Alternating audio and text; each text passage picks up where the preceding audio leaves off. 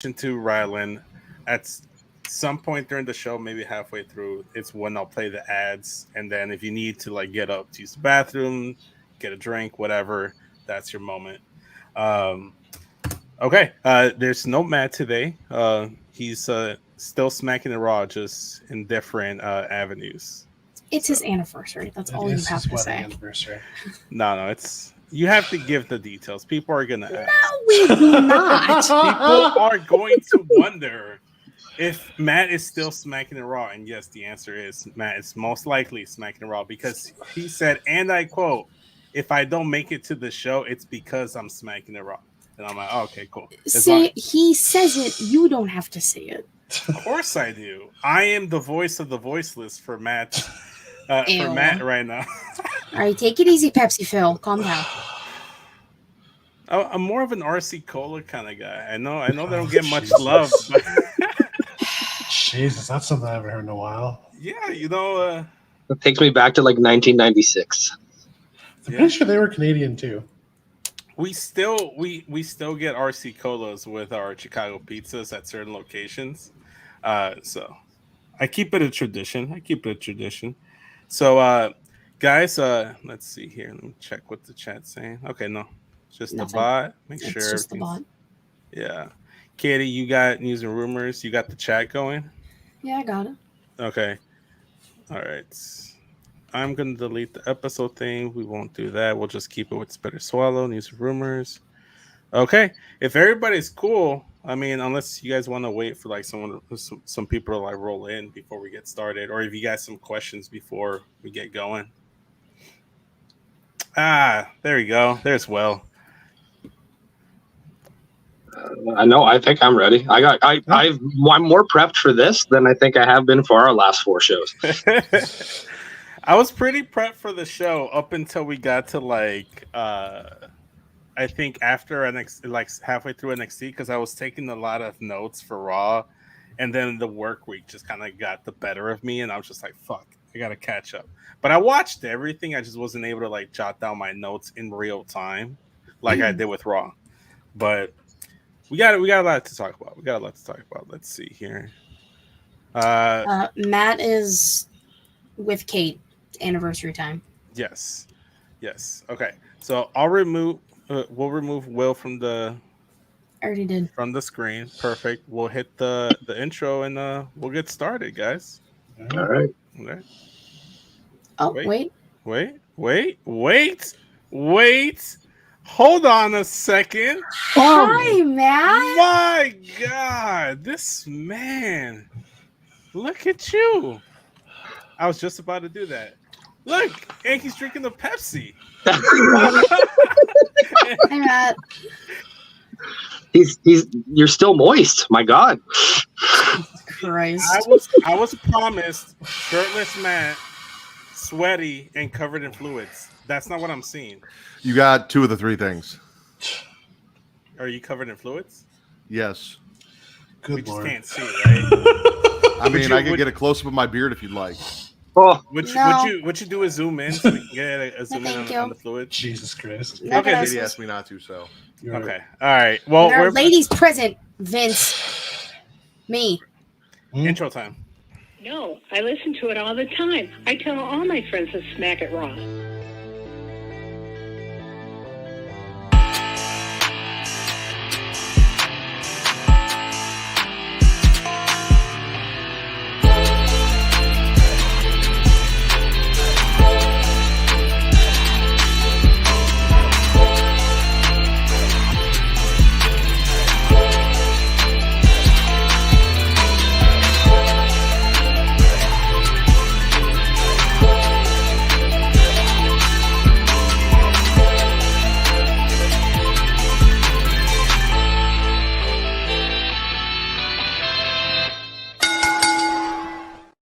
Following podcast contains mature content. The views and opinions expressed by the host are not necessarily those of the host. Listener discretion is advised. Ladies and gentlemen, welcome to the #1 wrestling podcast on Pornhub, the Smackin It Raw Podcast. I am your host, the patron saint of podcasting, the Warden Matt Ritter, and I am here with my co-hosts this evening. First and foremost, she is the host of the Sheely Showcase, Inside the Mind of In the Crowd, and Storytime with Miss Katie Kinzy, baby. Baby. He is the Sultan of Spitters Swallow, the Pornhub Poppy Daddy Delgado, my friend Vince. What's happening? And since I took over your hosting duties and you took a whole week off just to have these guys here, I'll let you do the honors, Vince. From Wallop Media, of course, we'd like to welcome back to the show Kyle Joseph and Rylan Turner, two of the greatest Canadians I have ever had the acquaintance of making my friends, podcasting with. How's it going, guys? It's good. It's good. That's high praise. Apparently we're nice people. Yeah, you're top 5 Canadians. Like you're like high up there. Like you're top 2. I haven't decided who's you're like 1A, 1B. Much appreciation. I'll take Willow it. Raven has better breasts than both of you, so she's 100% accurate. That's what it is. She's in the top 5. It's high praise. Yeah. How's it going, guys? Welcome back to the show. It's good. It's good. Like I said off air, I feel I'm more prepared for this show than I have been for the last few shows that me and Kyle have done. So I'm ready. I'm ready to spit or swallow all night long. Saturday. I just got done, spits and so just got My done man. celebrating my anniversary, and There you go. my tongue's a little tired, so I'm gonna let Vince do most of the talking tonight. However, I want to thank everyone. If you guys are joining us now, whether it is over at twitch.tv/Creation World. Okay, I'll pull it up, Vince. There, if you have an Amazon Prime account, you have Prime Gaming. If you have Prime Gaming, you get a free sub every month if you link your Amazon Prime account to your Twitch account that you can give to your favorite Twitch streamer, whether it is me or any of our friends or just anyone that's making wrestling content. Show them a little support. It costs you nothing. You're already paying for the Prime account. Do your thing and help them out. Or you can be watching us live at youtube.com/Creation World, where it is free to like, to subscribe, to comment. Katie, what does that do? Boost the algorithm, helps find new listeners. Oh, is Just that like what that Wrestling After Dark ass picks. Fuck you. It does. And that's a direct quote. Anyway, there's also a notification bell. We call it the bean. Flick that bean, click the notification bell, get notified every time we go live, whether it is here Sundays, right now, 11 p.m. Central, midnight Eastern time for Smackin It Raw. What? You said Sundays. Today is Saturday. Saturday, Sunday. Well, it's Sunday for you, Saturday for me. Yeah. So it Now- depends He's on- in the future. yeah. I'm Or Monday through Friday for the Creation Conversation at noon Central, 1 p.m. Eastern time, or every other Sunday, like next Sunday for Getting Offed, and any other content we may or may not drop in between that. Yeah. I'm really glad you guys are here, by the way, and we definitely need to work something out so I can defend that title that I beat Vince for over on your show. You know, Well, we're going to talk Champ about shit. it. We're going to. Well, I haven't had a chance to listen to Wrestle Quizdom 3, but I listened to Wrestle Quizdom 2. So there's technically there's going to be 3 champions, right? There's 3 champions actively. That's So probably true. it's the 4th Wrestle Quizdom, like Clash of Champions. I am totally down if that's what people want. If that's what the people want, That's what what I the want. people want, Kyle. That's what the people want. we have to Yeah, crown that's a what I want. grand champion. Yeah, a Grand And Slam then- champion. And then we have to have like an all losers edition where me and Vince show up. Damn. That's gross. The Bridesmaid edition. Kyle, I've been what on that. I've been a contestant on Wrestle Quizdom more times than any other person, and have also lost more times than any other person. Right. Vince, it's not. I have it worse than you. I promise. Yeah. Kyle, what I just heard on a video that's going to be live, or not live, but going up on Pornhub, is that you said you will give the people whatever they want. So if I drop a poll, whatever the people want from you, you're going to give. Is that correct? That is. Those are the words that I said. We'll see where the night takes us. Yeah. My All right. God. What do you got for news and rumors? Oh, that's me. Yeah. Let's see what's not on a show related. We'll talk about her later. Becky has a book coming out next year. It's called Becky Lynch, The Man, Not Your Average Girl. It's basically her entire wrestling journey, like journals from when she was over in Ireland. Only 288 pages. Simple, easy read. You know, we'd love to see it added to your collections of wrestling books if people read. I don't even know if he'll read anymore. I do. Mostly romance novels, but I do. As you should. As you fucking should. So I won't talk about Adam Cole because we'll talk about him later. But Malachi Black addressed rumors saying he was out because of his back. He's actually out because of a calf injury, and it was a slight calf tear and a hyperextension, but he will be back soon. He is almost cleared. Matt, don't worry. You'll get the full House of Black back soon. Yeah, I thought he was leaving and going to WWE. I don't care either way as long as I can see him wrestle. So He'll be back. He was just like, I'm sick of people saying it's my back. It's not his back. He is injured though, but he'll be back. Which is the Thankfully. second time he's had to do this. That's true. Yeah, because people don't actually. fucking shut up. Because people suck. That's why. Yeah, facts. Accurate. Full disclosure, I did not watch the NXT pay-per-view because I was balls deep in my wife, so like that did not happen. So when we get to that part of the show, I've got no input whatsoever because I just saw like some stuff, but nothing really. So Go watch like a 10-minute YouTube clip while we talk about it, like on mute. Or he can just listen to us talk about it. and then decide if I actually want to go back and watch it or not. Oh, you definitely should. Oh yeah. Fucking do it. No, you will. You will. Cody's gonna be in an anime, Captain Laserhawk, a blood dragon. I'm not gonna watch it, but if people are into that, sure, he'll be there. Anime or hentai? Anime, it's on Netflix. Okay. Take it easy. Netflix has hentai, doesn't it? Or at least they used to. Excuse me? I don't know what Netflix. How do you is. know Netflix that, is Vince? on What kind of Netflix subscription do you have? Is that the premium edition? Yeah, that's Please the no premium, ads and hentai. that's the premium adult edition. That's Please be kind. Rewind. How do you know that? I don't know what you're talking about. I'm just blurting out facts that everyone should really know. that's oh my god. Well, the next pay-per-view I think for NXT, I think it's the next one, NXT Deadline. Yeah. December 9th. It's their last one of the year. Obviously shit's gonna happen because it's gonna be their last one. Shit's gotta pop off in some capacity. It always does. They're And bringing then- back that match stipulation, right? That new Oh, one. Iron Survivor. Yeah. I don't That know. actually, you know what? Going into that last year, I was like, I don't know about this. This kind of seems like a scramble match, and it was better. It was way better, like executed than any of their prior attempts at that style of match. I remember Kiana popping the fuck off in that match last year. Oh I yeah. just won an Iron Survivor match. My back is killing me. You're an idiot.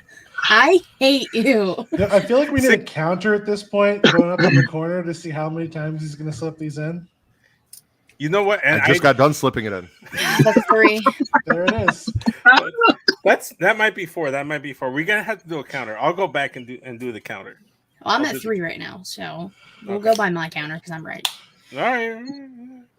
And then WWE's gonna start streaming in Japan for free on one of their services, so that's pretty cool. Hentai? No, not hentai. I was asking for Vince. I was gonna say if anyone's gonna know, Vince is gonna know if they're doing hentai over there. I have not heard, but let me talk to my sources, and I'll get back What to you. fucking sources do you have? Listen, Vince is deep in bed with the hentai sources over in Japan, all right? Apparently, Um, Jesus. H. It's a hot market. It's a hot market. It's something. That's all I have. All right. So, Kyle, I have a question for you. Sure. How did you, before we get started, tell your family about what you were going to be doing tonight? Uh-oh. So it's funny that things worked out the way that they did. I had to actually cancel my family plans today because I'm sick. I'm dealing with a cold, which hopefully that doesn't come up over the course of today. So no conversations were had. They do not know what I am doing currently or where I am doing it. But Okay. yeah, So- we're here. So where's your dirty little secret? Our That last is would you the have handled- case. How would you have handled that one? That's a good question. One of those things, yeah. My family's not the type that talks about this stuff openly, so it would have been very, very awkward. I think introducing them to this podcast might help open up those conversations. Just be That's like, hey, fair. I've got a show you guys should listen to. Because our last guest host invited his mom and stepfather into the chat. Right, we don't have to talk about that ever again. Right as I was getting ready to ask him if he spit or swallow. So that was an experience. Got to say hi to his mom. It's a learning experience for all. Yes. Yeah, it was something. All right, so you guys have been here. You know how it goes. If you guys are watching or listening, basically when we have this many people on, I try to shut the fuck up as much as possible, and I just ask questions, and I go around in a little circle of 4 and ask everyone spit or swallow. And seeing as Rylan seemed like the most excited to put something in his mouth, we're going to start with him. Rylan, spit or swallow. I'm gonna deeply swallow the Wrestle Dream card. I'm very excited about everything to do with this pay-per-view. And AEW is notorious for not having a decent build and delivering come show day. But I don't know, like looking at the card, like every match seems enticing. I'll definitely be spitting some of Dynamite this week because I don't feel like it was a great go-home show. But I'm really excited for Swerve and Hangman. I really think that's going to be good. So I'm excited about this. Fair. That's fair. I'm not going to drop $50 on a fucking pay-per-view for 4 matches that I actually want to see. But no, I agree. I really hope Swerve wins. It's about time that Swerve, starts to rack up some victories in that company because, man, dude's a star, and they should start treating him like one. There's a few people that fit that description on the AEW roster, unfortunately. Very true. I have stopped keeping up with it since Phil left, and that was not by design, or it just so happens to, like, I used to only watch Collision, and then Collision I stopped caring about, and then I stopped caring about, like, Dynamite, and then so I'm going through a phase where I'm not watching anymore. The last thing I watched was All In. So, like, I'm intrigued by the prospects of Swerve versus Hangman. I'm not sure how they got there, but I'll probably catch the match somehow. Well, we got there because Swerve called Hangman out on his bullshit. It was on TV. On this week's that's how we Dynamite? got there. No. Last week? This was like, what, 2-3 weeks ago? 2 weeks ago? Okay. Thank you, boys. They had the contract signing this week, but Okay. Yeah. Okay. Got it. Pen in the hand kind of shit, yeah. No, but that's going to be a good match for sure. oh yeah. Yeah. Katie, spit or swallow. I'm spitting what the fuck's happening in the chat right now. That's for sure. I'm going to, we talked about Dynamite. I'm going to swallow Adam Cole and MJF's boating trip experience. I've said this numerous times.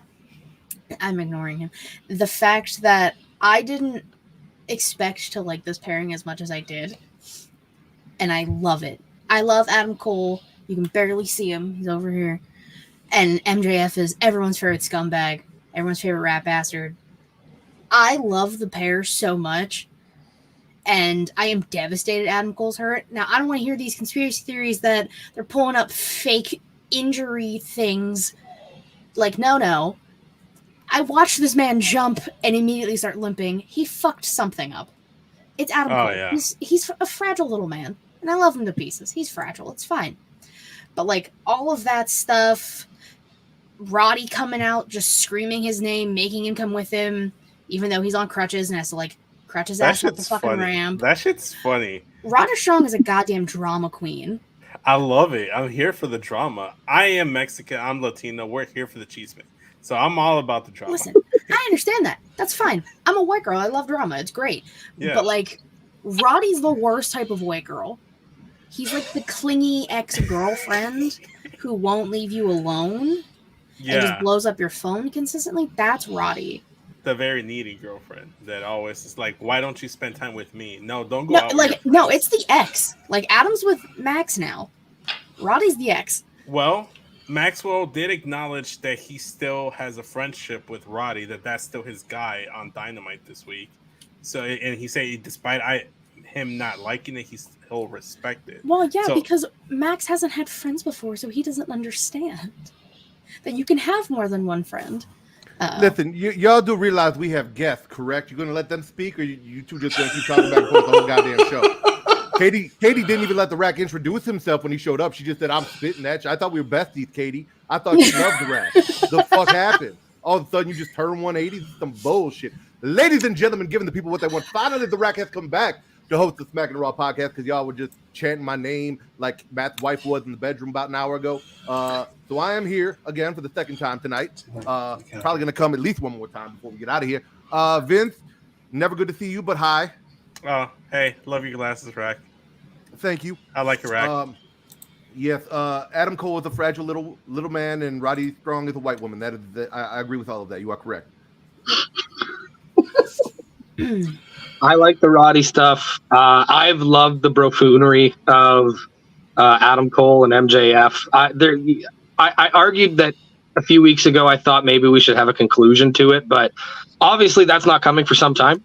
And I'm not opposed to it either. I just, I think those two work really well in the ring together. Like at All In, they basically had a match from the 80s and they got that over. And it's great stuff. It's great stuff. So I'm enjoying all of it.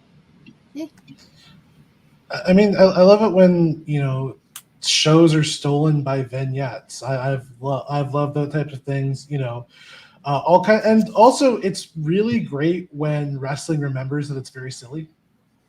And like this is one of those situations where wrestling remembers that it is in fact very silly. And for all of the things we talk about with MJF, his willingness to look like a dork sometimes is a very important feature of his, heel persona. And I give him credit for that.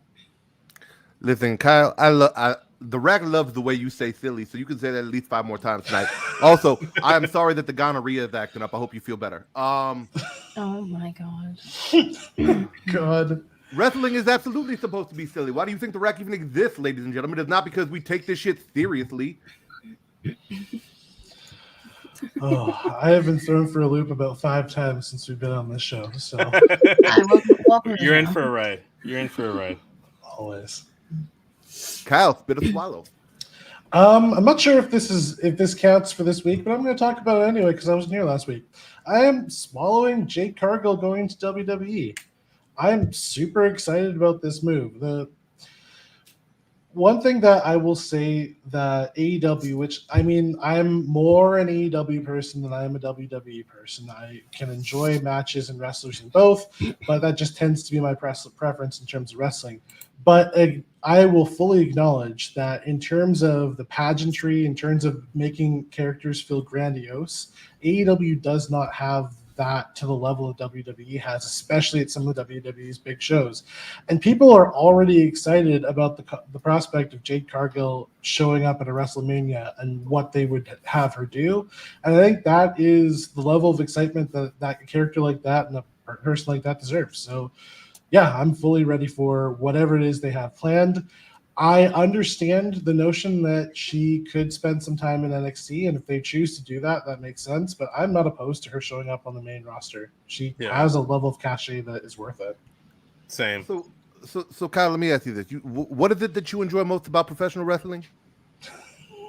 What is it that I enjoy most about professional wrestling? In terms of actually in the ring, I tend to be more pro acrobatics, but I don't know. It's a combination of a lot of things. It is the theatrics of it. It is the acrobaticism, the athleticism, and a fair amount of pageantry and, yes, silliness as well. But you said that you lean more towards the in-ring than the pageantry and the extra, correct? That's true. Yeah, I do. Yeah, you also said that a vignette beat the entire AEW show, blew it the fuck out of the water. Was the best part of the whole show. That is also true. They pride themselves on what they do in the fucking ring. They do. So, like, it can't be that fantastic if Adam Cole going fishing for fucking Big Show was the best thing that happened on the entire... Anyway. Captain Insano, not Big Show, they're different. That's true. I don't know who that Big Show is. That is like Captain saying the Rack Insano. and Matt Ritter are different. You are correct, Katie. That's not where I thought he was going with it, but okay. I wasn't in. All right, Vince, put something in your mouth. Okay. I don't know if I want to start with the spit or the swallow from this week. I know what you normally start with. But I'm going to start off with the swallow from this week. And I'm going to go all the way back to Monday Night Raw. Dominic Mysterio and Dragon Lee for the North American title on Monday Night Raw. My fucking God. They put on a fucking classic. That shit was a fantastic match. They wrestled like they owed someone lunch money, and I loved it. It was probably Dom's best match on main roster or just in general. Like, the only one that you can say was probably his best match was his Mania match against his dad. But that had the story behind it in terms of just in-ring aspects of it. This was probably the best one. Dom beating the he can't wrestle narrative, which I love to see because he's not the best technical masterpiece technician in the ring, but the guy is improving right in front of our eyes. I love it. I don't know if anybody else saw this, but I love the showing for Dragon Lee and of course his dick as well, because when he did that plancha over the top rope, his dick hit the top rope, or like his dick imprint hit the top rope, and like that slowed down the momentum when he did the dive onto Dom. Vince, are you implying that the imprint of a penis can touch the top rope without the actual penis touching the top rope? No, like the bulge. That's what I was trying to get to. Not imprint. Yeah. The bulge. The package itself grazed the top rope. Okay. Yeah, I was just checking because you were all like, you said the dick imprint touched, but the dick didn't, and then I was confused as to how the fuck that is possible. Because trust me, anytime the Rack's dick imprint touches something, his dick also touches it. I meant to say the bulge. Sorry, my apologies, Okay. Rack. But yeah, Continue. like Dragon Lee's bulge just like getting caught on the top rope. Go back. He's got a big bulge. Have you seen that thing? I mean, he lets That's it like hang. one of those king size, like the Super King burritos from Taco Burrito King. Yeah, exactly. Dom got the clean win. Just completely solo, no help from the Judgment Day. You love to see it, especially after what we saw tonight. I was just gonna say, I love that you were just like putting him over. He lost. They whooped that trick. Like it happened. New North American champion. Well, I mean, unless you want to just like unpack it right now and let me spit the fact that he fucking lost his North American title tonight, despite the No, we're gonna save that for later. Just giving Dom his flowers from Monday. You got That's to, my because first you can't thought. get them anymore anyway. Any other thoughts on the Dragon Lee dick print thingy and Dominic Mysterio getting one win before a loss when it mattered? It was a really good match. Vince isn't wrong. Like it was a really good match, and honestly, like my next point will be that Raw is inconsistent, and it was nice to see something like that on a Monday Night Raw. I like the crossover that NXT's having with the main roster right now. I think that the exchange of talent is working. Obviously, with NXT doing over 800,000 viewers a few weeks ago with that Becky Lynch match, like it's not working. So, there's more eyes on the product of NXT, and with a show like they had tonight, like I could see that being really beneficial towards them. So, but no, yeah, that was a great match. Listen, NFL, are you hearing Ryland here? Because the Bears could use a little of the same boost that Raw is giving NXT by giving us some talented people over so we could win a fucking game. That would be fantastic. I would love that. Poor Justin. We do that. Can we just pretend like rosters don't exist and just pass people around like the Rack passes around men in a prison cell? That'd be fantastic. Yes, Katie. Was there something that the Rack said that you were not?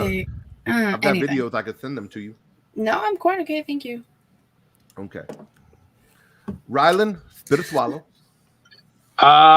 Let's continue talking about Raw. I'm gonna spit this Judgment Day, Cody Rhodes, Jey Uso, Kevin Owens, Sami Zayn. I'm so done seeing a different combination of these guys together in the main event of Raw or in the opening segment of Raw every week. Like, I know that we're obviously building towards something. I really hope it's not War Games, because that's still so far away. Like, I would love to see the Bloodline take on anybody else at that point. Like, don't get me wrong, I'm digging Judgment Day, but like, I'm just over this whole thing, and it would be interesting to see if Cody can kind of like build some guys around him. Like, obviously, it's not going to be Drew. But Jey Uso is an interesting piece, and Kevin Owens and Sami Zayn, they're fine, but like they don't have the tag belts anymore. So them as a tag team is just, I'm kind of over it. Yeah, I'd like to see them do some solo stuff. Is the rack incorrect? You live in the Canadas, right? I do. And you just said that KO and Sami Zayn, Canadian heroes, are just okay. They're not in Right the top now, 5 they're of just Canadians. okay. Right now, they're just Shame. okay. That's blasphemy. That's wild. That's Kyle, how wild. did that make you feel hearing him say that about the Sami Zayn it- and the Kevin Owens? It hurts. It hurts my very soul. They are Canadian icons. Wow. Like Celine Dion. Yeah, Yes, they're from the same province. that is also true. See, the rack knows his shit. Miguel Provence. The rack does. I'm with Rylan though. Like, as much as I love Judgment Day, it just kind of feels like I'm over them interacting with KO and Sammy. They already had exchanges with Cody, at least when it came to like his little feud program he had with Dominic Mysterio. And it just, I don't know, it kind of feels like they're spinning their wheels a little bit. Unfortunately, I hate to say that, but I don't know. I don't want it to be War Games despite Survivor Series being in Chicago, and I would love to see another War Games match. I don't want to wait another like 2 months until they build up this War Games match because they've already set it up. Like if War Games was like next week instead of Fastlane, then all for it. Cool, let's do War Games, wrap this up, and close off next chapter. But we still got 2 more pay-per-views before then. Yeah, well, that's crazy because like it's 100% going to be War Games. Like, there's no way it's not. There's no way it's not. You have the Avengers teaming up to defeat Thanos. Cody, Jay, Sammy, KO, and the Judgment Day are Thanos in this aspect. So they're both if the rack purple. Got it. If the rack is understanding this correctly, Cody Rhodes would be obviously the Captain America, red, white, and blue shield, big dick, all Homelander, that yeah. shit. Mhm. And then Kevin Owens with the anger problems, the Hulk. Yes. Yeah. Two big Sami guys. Zayn is Hawkeye.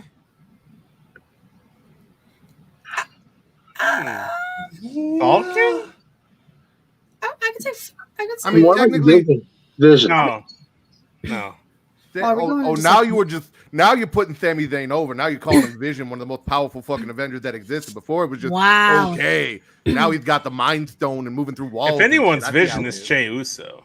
No, Jey Uso is Iron Man because he's kind of an asshole, and a lot of people don't like what they also Exactly. do. So, like, no. See? So Then who's I guess he's got red hair. Sami Zayn's Black Widow. Anyway, moving on. that's that. You know, There as you it go. should be. Yeah, Good for him. there you go. Also, we kind of like the whore around a little bit. She does her thing. She seduces men and then kills them or whatever. I don't know Whoa. exactly. Yeah. He seduced the bloodline. It Don't knock works. until you try it. Jay could also be the Winter Soldier. Also, the Black Widow recruited the Tony Stark, and Jey Uso was recruited by Sammy originally. Okay, Like, alright. there are lines there There you go. There you go. that I like to cross. Anyway, Katie, spit a swallow. I'm spitting everything Don Callis and the family. I don't give a fuck about Sammy Guevara. I don't give a fuck about Jericho and Kenny teaming up together. The only thing that even intrigues me about this Wrestle Dream match is Will Ospreay himself, and that's the only reason I would watch that match. Because I like Will Ospreay now. His theme fucking slaps, but I don't give a fuck about Don Callis, Sammy. I like Takeshita. I don't like Takeshita with Callis. I don't care about anybody in this. It's taking up too much of my TV time, and I don't fucking care. Did the Donald happen to call Kenny a cuck again? Not that I heard, no. No. Did they beat up Chris Jericho again? This week, no. Then I agree with you. This is stupid. Let's move on. This is the problem. There's a lot of Winnipeggers. Yeah, that's like involved in that's this. the three: It is Callis, hurting Jericho, me. Omega. Those are our boys. I When agree we with show you, up to though. a fight, it's with those guys. I do agree with you though. I like this Callis thing isn't really working for me, and like I feel like Callis served a reasonable role. I never have been a fan of him in commentary, but I think he served a reasonable role while he was working with Kenny as the belt collector and that whole character with the Impact connection. I think there was ways to make that sort of worked. I feel like Callis has now sort of outstayed his welcome at this point. Mm-hmm. Yeah. He's a carny piece of shit. we're gonna do that thing again. Please be kind. Rewind. Did you refer to them and of course yourselves as Winnipeggers? Yes. That okay. That is Winnipeggers. Yes. You Can can Winnipeg- do with that Wait, what you want. write that down. That could be a title, Winnipegger. That is absolutely a title. With capital peggers, all capitals at the end. Well, that is my new favorite phrase from Canada. Oh, It's That's, cold, Winnipeg. It's cold. That's the Wallop boys' new nickname when they get introduced on the show. The Winnipeggers. Listen, apparently it is cold in Canada, and the way they keep warm is pegging. Ladies and gentlemen, that you heard it here first. Kyle, bit of swallow. wow. Recovery. I am as much again. I'm talking about AEW, but I've got to put them down where they kind of deserve it. I am spitting 3 AEW pay-per-views in 5 weeks. Y'all need to calm down with this. Some people want to keep their money in their pocket and don't want their cable company coming after them for a bill that they don't really feel like paying right now. Is it you? I don't. It doesn't super. It depends on who's asking, but I think for me, because there are elements of this Wrestle Dream show that I'm excited for, but Tony Khan's explanation as to why it's happening doesn't really make a lot of sense to me. Like, that is not to say that Inoki isn't, a legend. He absolutely is. But this isn't a New Japan show, That's the thing is it was advertised as a cross promotion show, but if you look, New Japan's got a show with all their top stars. Who do we have on this show from New Japan that's not a gaijin? See, I don't know what that is, so I can't help you. That would be white people, Katie. I don't know. A non-Japanese wrestler in the promotion. I only know what Gaijin means because of Tokyo Drift. We're peeling back the layers today. Yeah, I to be honest with you, and that's the thing about it. I was sort of surprised that they did All In and All Out back to back.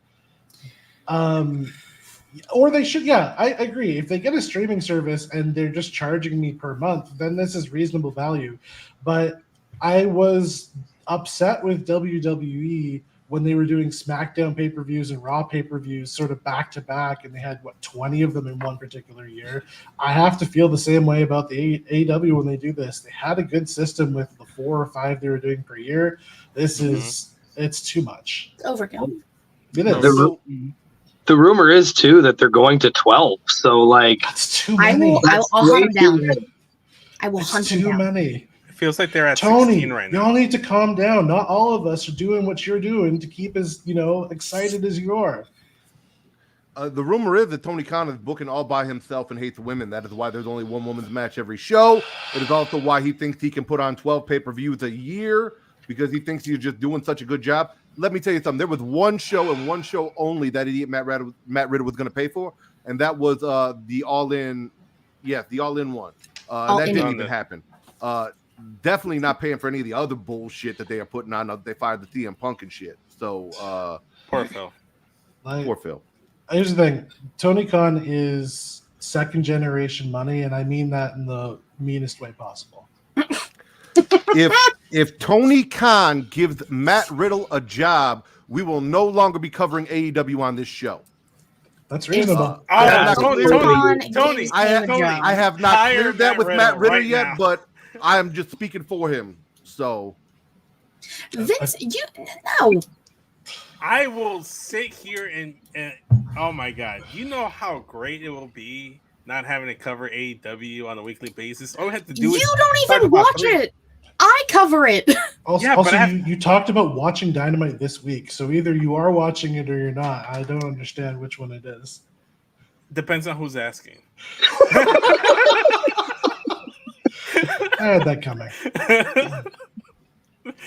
No, but in all seriousness, because I had a few minutes, I had half an hour to 40 minutes before we got live, so I'm maybe I'll just fast forward through some Dynamite, and I watched the MJF stuff because I heard the promo battle between him and Jay White was pretty interesting, so that's what I went back and watched, and then fast forward through some shit.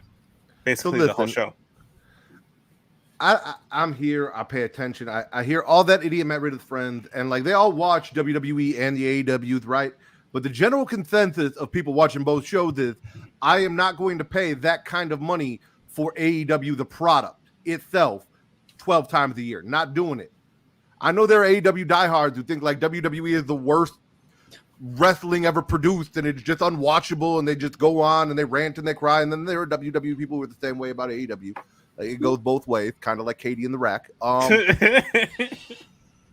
But if people that are consistently watching both shows are like, listen, I like watching your show, you're just not worth the money, then maybe don't put on 12 pay-per-views. Because that is the majority. Like, the diehards are the minority of your fan base. They're like Vince on this podcast. Whereas the majority of the fan base is like, no, we're not paying that kind of money. We're going to get the numbers together to change that one day, Vince. Oh man, We have that gotten one the caught numbers me together. off guard. I was not ready for it. Technology. I just kind of That is also why Vince has kind of left and gone to Get You for a little bit, because he felt outnumbered, and he's like, I need more people around me that make me feel comfortable. Well, Benji is half Mexican, half Brazilian, and he's all Benji's Latino. not human. Okay, we're not going to go into the alien territory because that has negative implications. I never said that word. You did, so that's on you. We say extraterrestrial around here, so we don't get. Okay, things I'm confused. okay with that one. That one's okay. Yeah. That one's I just said he wasn't a human, so all right. Fair enough. I don't see why I fair went enough. wrong here. And then Justin's Filipino, and Filipinos are like Mexican adjacent, or at least Justin is. So yeah, you're right. You know, it's a little. I'm the majority over there. That's That is correct. Yeah, very interesting walking around history. we were both conquered by the same people, so we're cousins, if anything. That is true. Yeah. So, Two different colonizers, the same ones. Proud tradition. same Two last worlds, names. one family. Same last names. Tarzan. Yeah. That is correct. Rylan, before we get canceled, spit a swallow. There was I'm going to swallow the promo that Will Ospreay and Zack Sabre Jr. had on a New Japan card. I think it might have been late last week, early this week. Both guys cut this entire promo in Japanese. And I thought that was super cool. Like, the respect that both those guys have for that culture and just how much they've thrown into that wrestling on that side of the world and becoming stars there, I think is just super, super awesome. And it was something you don't see every day, that's for sure. So I thought that was a really cool thing. Okay. I don't think it's a really cool thing that the rack just skipped me and I didn't get to spit or swallow and just like completely skipped me to go to Ryland, but okay. You doubled up last time. Did I? Did that count? Listen, the rack is in charge. That absolutely counted. You don't get the double down, motherfucker. All right. Anyway. As long as we clarify things. That was very cool, Rylan. Thank you. Katie, spit a swallow. I'm swallowing everything Julia Hart. What she's doing right now is probably the best work of her entire career. One of the best characters in AEW, point blank period. She's currently on an undefeated streak of 28-0, like this year kind of thing. Her match with Willow was fantastic. Her match on Collision was great. I don't know if she had anything on Rampage. I didn't watch it. I didn't get the chance to. I didn't get home until 1 a.m. on Friday, so Jesus. I was busy. But like Getting everything busy? she's doing, no, shut up, no. Everything she's doing, her and Stat would be one of the only matches like on that Wrestle Dream card that I actually want to physically see, because the two of them, that might steal the show. With it being the only fucking women's match on the card, which Tony Khan can suck my dick because I'm so over it. It's fucking massive. That means you gotta go yard, Tony. It was. I mean, when they had put that group together, I was looking forward to Julia Hart getting the opportunity to wrestle and show what she could do as part of that group. And now that she's getting that opportunity, it really does feel like the House of Black is complete. And once Malachi comes back and they can all be out there kicking ass and taking names and maybe starting to go for some singles titles, that would be really great. Oh yeah. Yeah, for sure. Because like Brody's still in a cast, like you can kind of see it on when he's out there with her. Malachi's still out. Buddy's just trying to hang out with Rhea, as he should, because same. So like they're all just taking their time, waiting until everyone's healthy, and then take over the fucking world. Yeah, Julie Hart is super super fun right now. Like she was the one addition to the House of Black that I wasn't initially like. I didn't know. I was like, all right, well, this is a direction. And as soon as it got rolling, I dug it right away. I think that I agree 100%. Her match with Willow was great on Wednesday. And I'm looking forward to the match. I don't think she's beating Chris Statlander.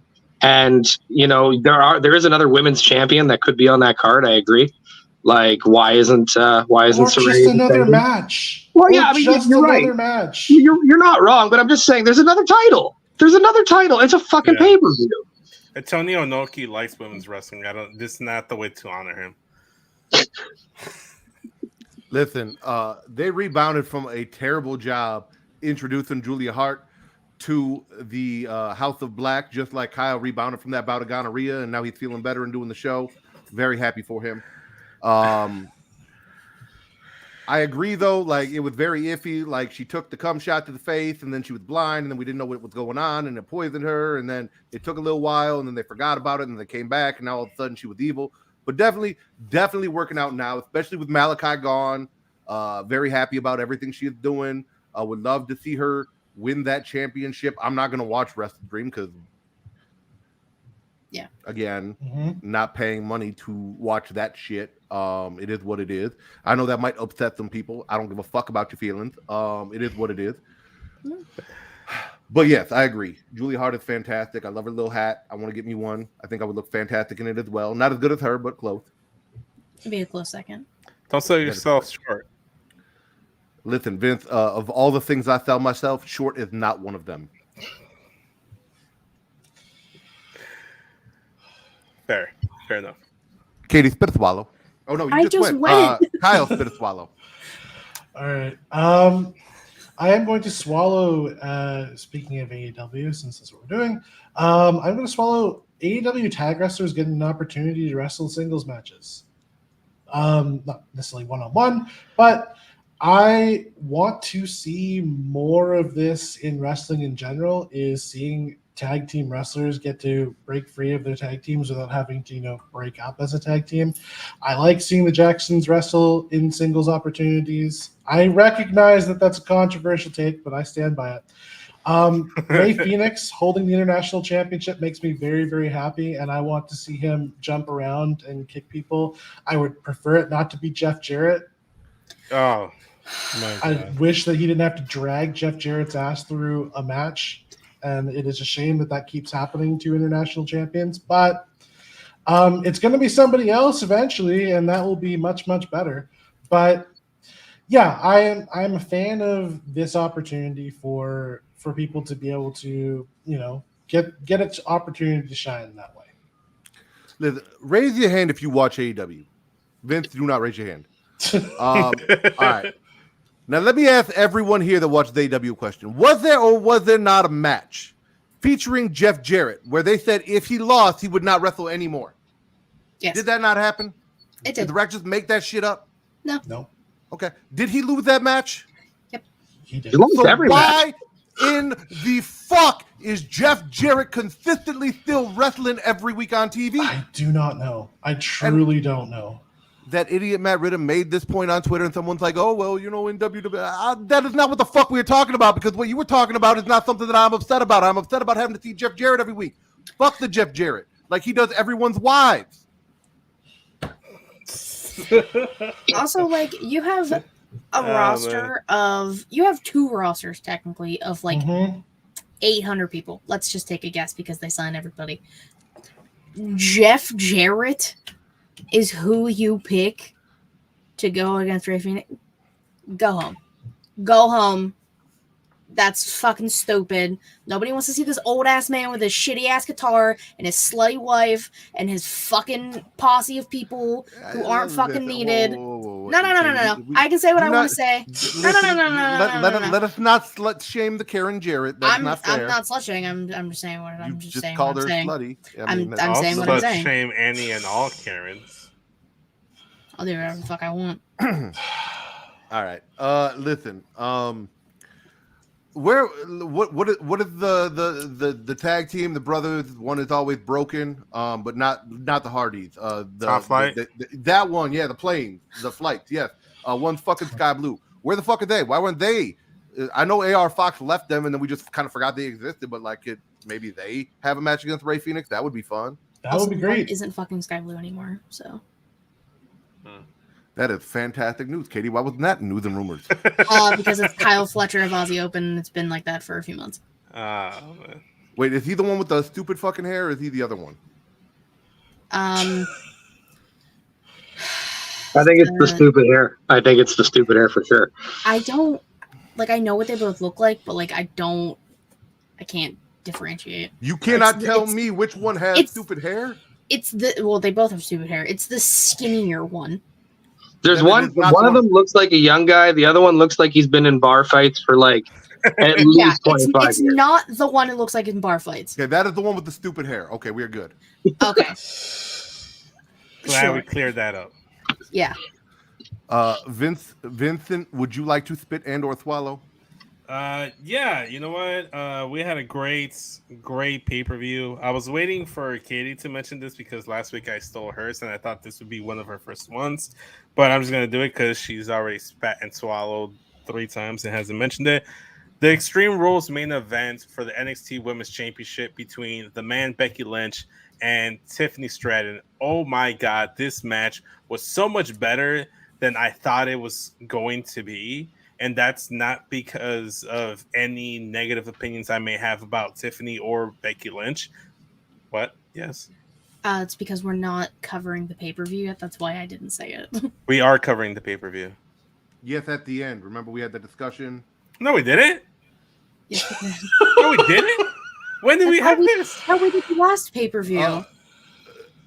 Literally, it is in your text messages, and you said yes. And also, when the rack brought up the whole Dominic Mysterio thing, and I said, "Oh, we'll save that for later," as in the end of the show when we talk about the pay-per-view, like we did the last time. You just said later. I just assumed like in my next spit or swallow. But okay, if that's the case, I can just sidestep it and talk about it later and call an audible here with a spit or swallow.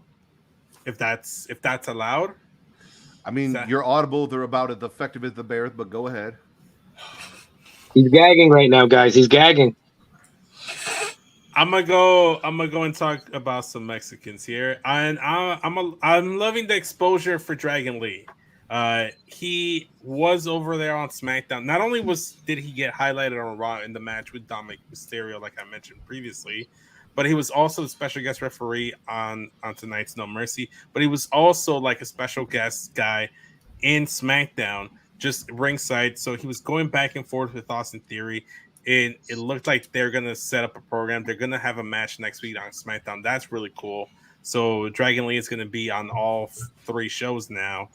And then it looked like he was going to like get involved in another program. That's part of my other spits and swallows later on. But yeah, just the exposure for Dragon Lee and his bulge. I don't know that the bulge was exposed. I feel like it wasn't that covered. I feel like that would not be on TV. Oh, okay. Sorry, I was watching the wrong feed then. He was watching his hentai. That's what he was watching. Yes, the hentai feed. But yeah, I don't want to know if Dragon Lee hentai exists. It probably does. It probably does. Rule 42. One of the Winnipeggers, please spit in or swallow. Rylan. I'm gonna spit and ask a question. Why can't Ruby have anything nice? Why is she always in a losing position in that company? She got there to so much fanfare, and now she's just the one who gets to the finals of everything and loses. Unless she's the one to take that belt off Saraya, I just feel like she's such a failed project because she is so great. And they're just floundering Ruby Soho over there. Yes.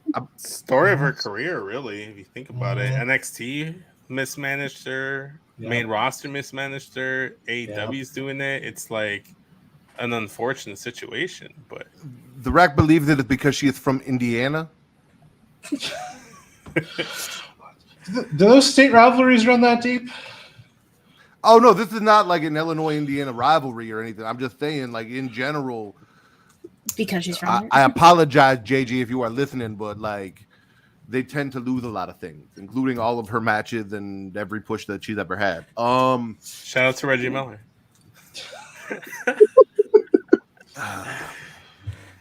Was that the last? Are the Indiana Pacers still a thing, Vince? Yeah, they're still a thing. They exist still? Yeah. Did they I ever wouldn't won call them a anything? thing. They When recently was the hosted- last time they won something? They successfully were able to get a bid to have Indiana host the NBA All-Star Game last. That is not. That is a win. No, That is a win for the state No. of Indiana. It is a loss for the NBA players who have to go in February to Indianapolis to try to like party. Listen, Vince. They'll just I drive asked to you when the Chicago. last time the Pacers won something, and you said the state of Indiana won a bid to get blah blah blah. No, that is not a win. The Pacers have yet to win anything. Okay, that is what the Rack was asking. Okay. What about the Indianapolis Colts? How are they doing? I don't football, so can't tell. I don't want to talk about their last Super Bowl win. It might cause some pain. Yeah, no, we do not need to do that. But that was a while ago. It was a while ago. Anyway, Katie, spit a swallow. Oh man. I'm gonna swallow Tegan Knox actually getting an opportunity and beating Natalia, who had no fucking right to insert herself back into this position when Tegan said it clear as day, bitch. You lost last week. You get to the fucking back. No. And you know what? Good. Fuck you, Natalia. I'm glad Tegan beat you. Canadians are taking a beating on this show. I was going to say, my God. yeah. To be fair, the issue is not her being Canadian with Katie. Bestie, I believe that your problem is with blonde girls with fake boobies. That is what I mean. No, she likes No. Tiffany Stratton. I do like Tiffany. But Yeah. Tiffany is not inserting herself in things the way that Matt Ritter inserted himself into his wife, and Charlotte inserted herself into things, and Natalia's inserting herself into things. This tally is getting to be a place. It's just there are other people on the roster who That have can brown an hair and- opportunity. And Natalia just said, "Oh no, I've been here for 20 years. I get everything." No, the fuck you don't. No, you lost. You go to the back. That's literally how things are supposed to work. I Well, felt if the Point Macho period. Man instead, never mind. No, I felt the same way you did last week, Katie, when she came out, and especially the reports of Tegan Knox supposedly being like the one that Becky wanted to work with and have the title match with.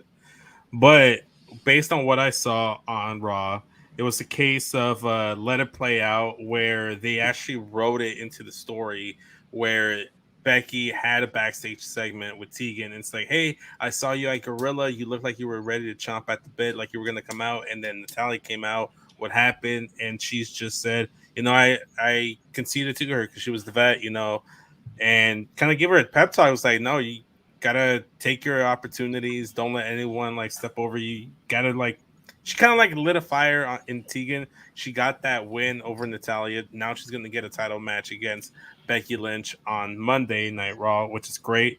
So fantastic things. And I don't know if it was by design or not, or they kind of like made lemonade out of lemons like Becky Lynch tends to be doing lately.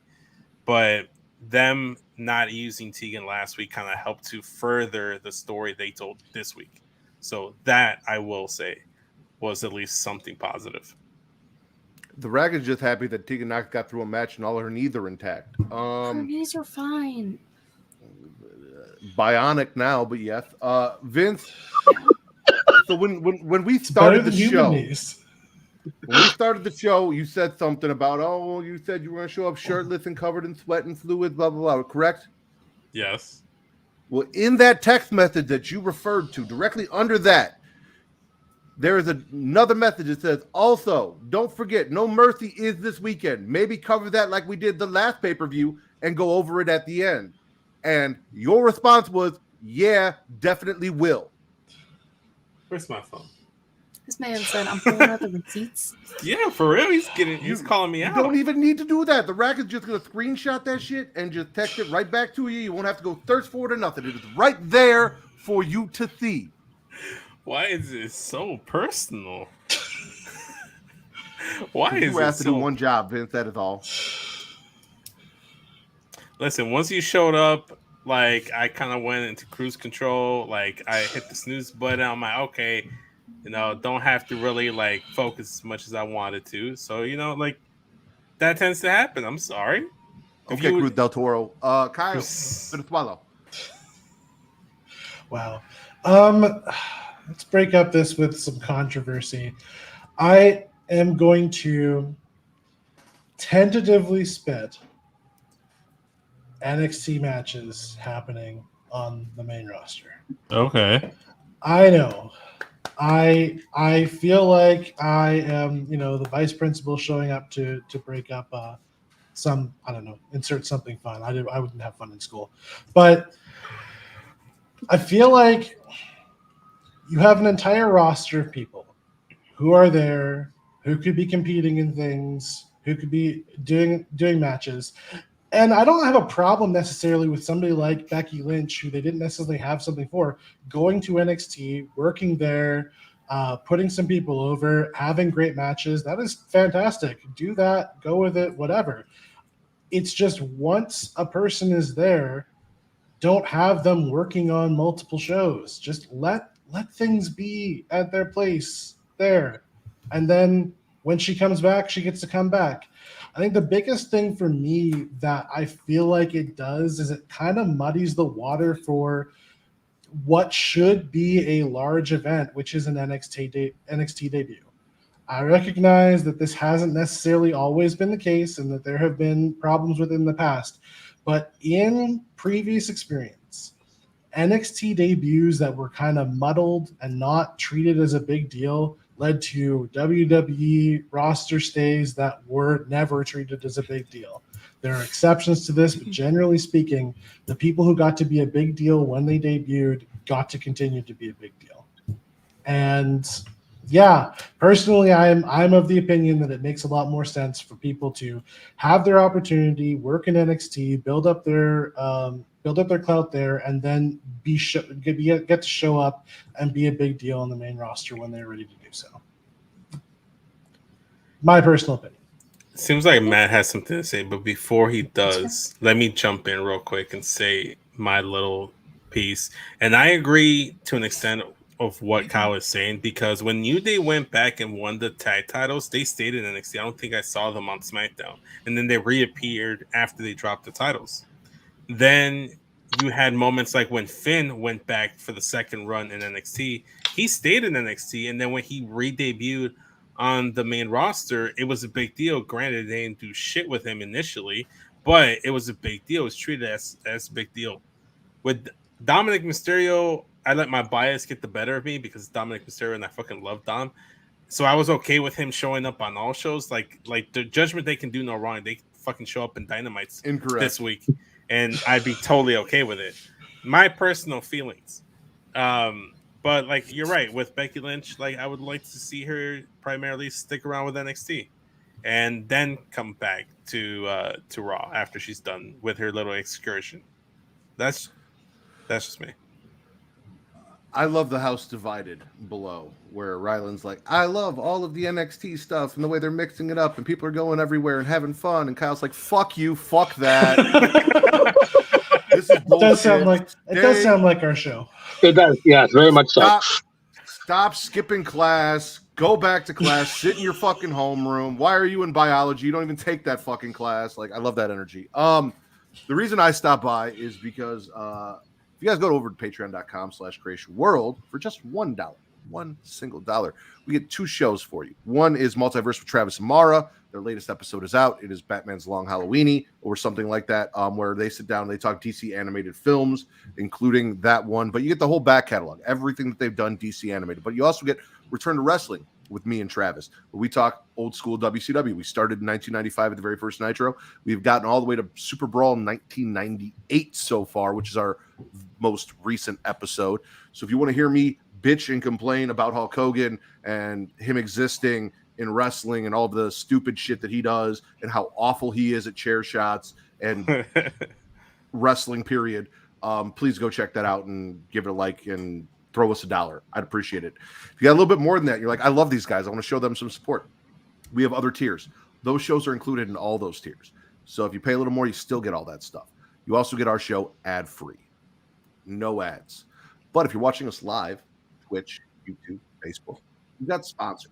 Travis worked really hard on a commercial that I play every episode for you guys. So you know about discounts, you know where to get your sex toys, your energy drinks, and your dog supplies. All 3 things that I think go very well together, as long as you're not using one on another. Well, yeah, you know what I'm saying. Please don't do that. However, separately, very good things. So please, here's a word from our sponsors.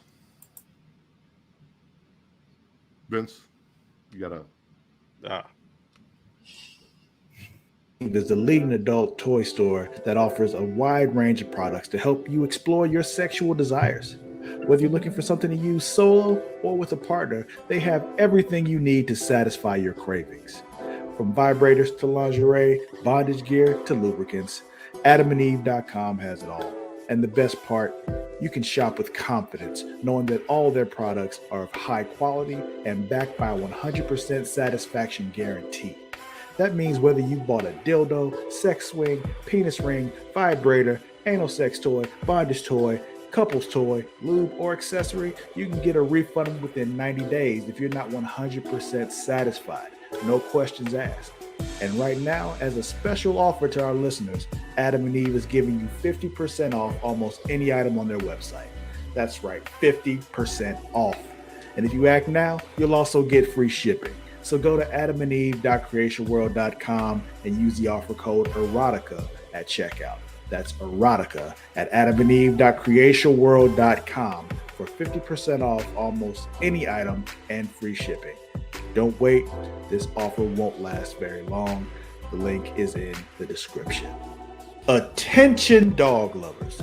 Are you looking for high quality products to spoil your furry friend? Then you need to check out dog.com. Because you see, dog.com is the go-to online store for all your dog-related needs. They offer a huge selection of dog food, treats, beds, and more. Plus, they have products for all types of dogs, from puppies to seniors and everything in between. And the best part, you can shop with confidence knowing that all their products are made with your dog's health and happiness in mind. Dog.com only stocks top-rated brands that you can trust, so you can rest easy knowing your dog is getting the best. And right now, as a special offer to our listeners, Dog.com is doing a big warehouse clearance sale. And all you have to do is go to dog.creationworld.com and you can get up to 80% off on all sorts of items like toys, treats, bones, harnesses, bowls, leashes, and anything else you can think of. So go to dog.creationworld.com and take advantage of this sale right now. Spoil your furry friend with the best products from dog.creationworld.com today. Link is in the description. Are you tired of feeling sluggish and unfocused throughout the day? Then it's time to try DUBBY, the ultimate energy source. DUBBY is a powerful clean energy drink that is designed to help you stay alert and focused no matter what life throws your way. Whether you're a student, a busy professional, an athlete, or especially a gamer, DUBBY can give you the boost you need to take on the day or the night. It also contains important aminos and vitamins that canned energy drinks simply don't have.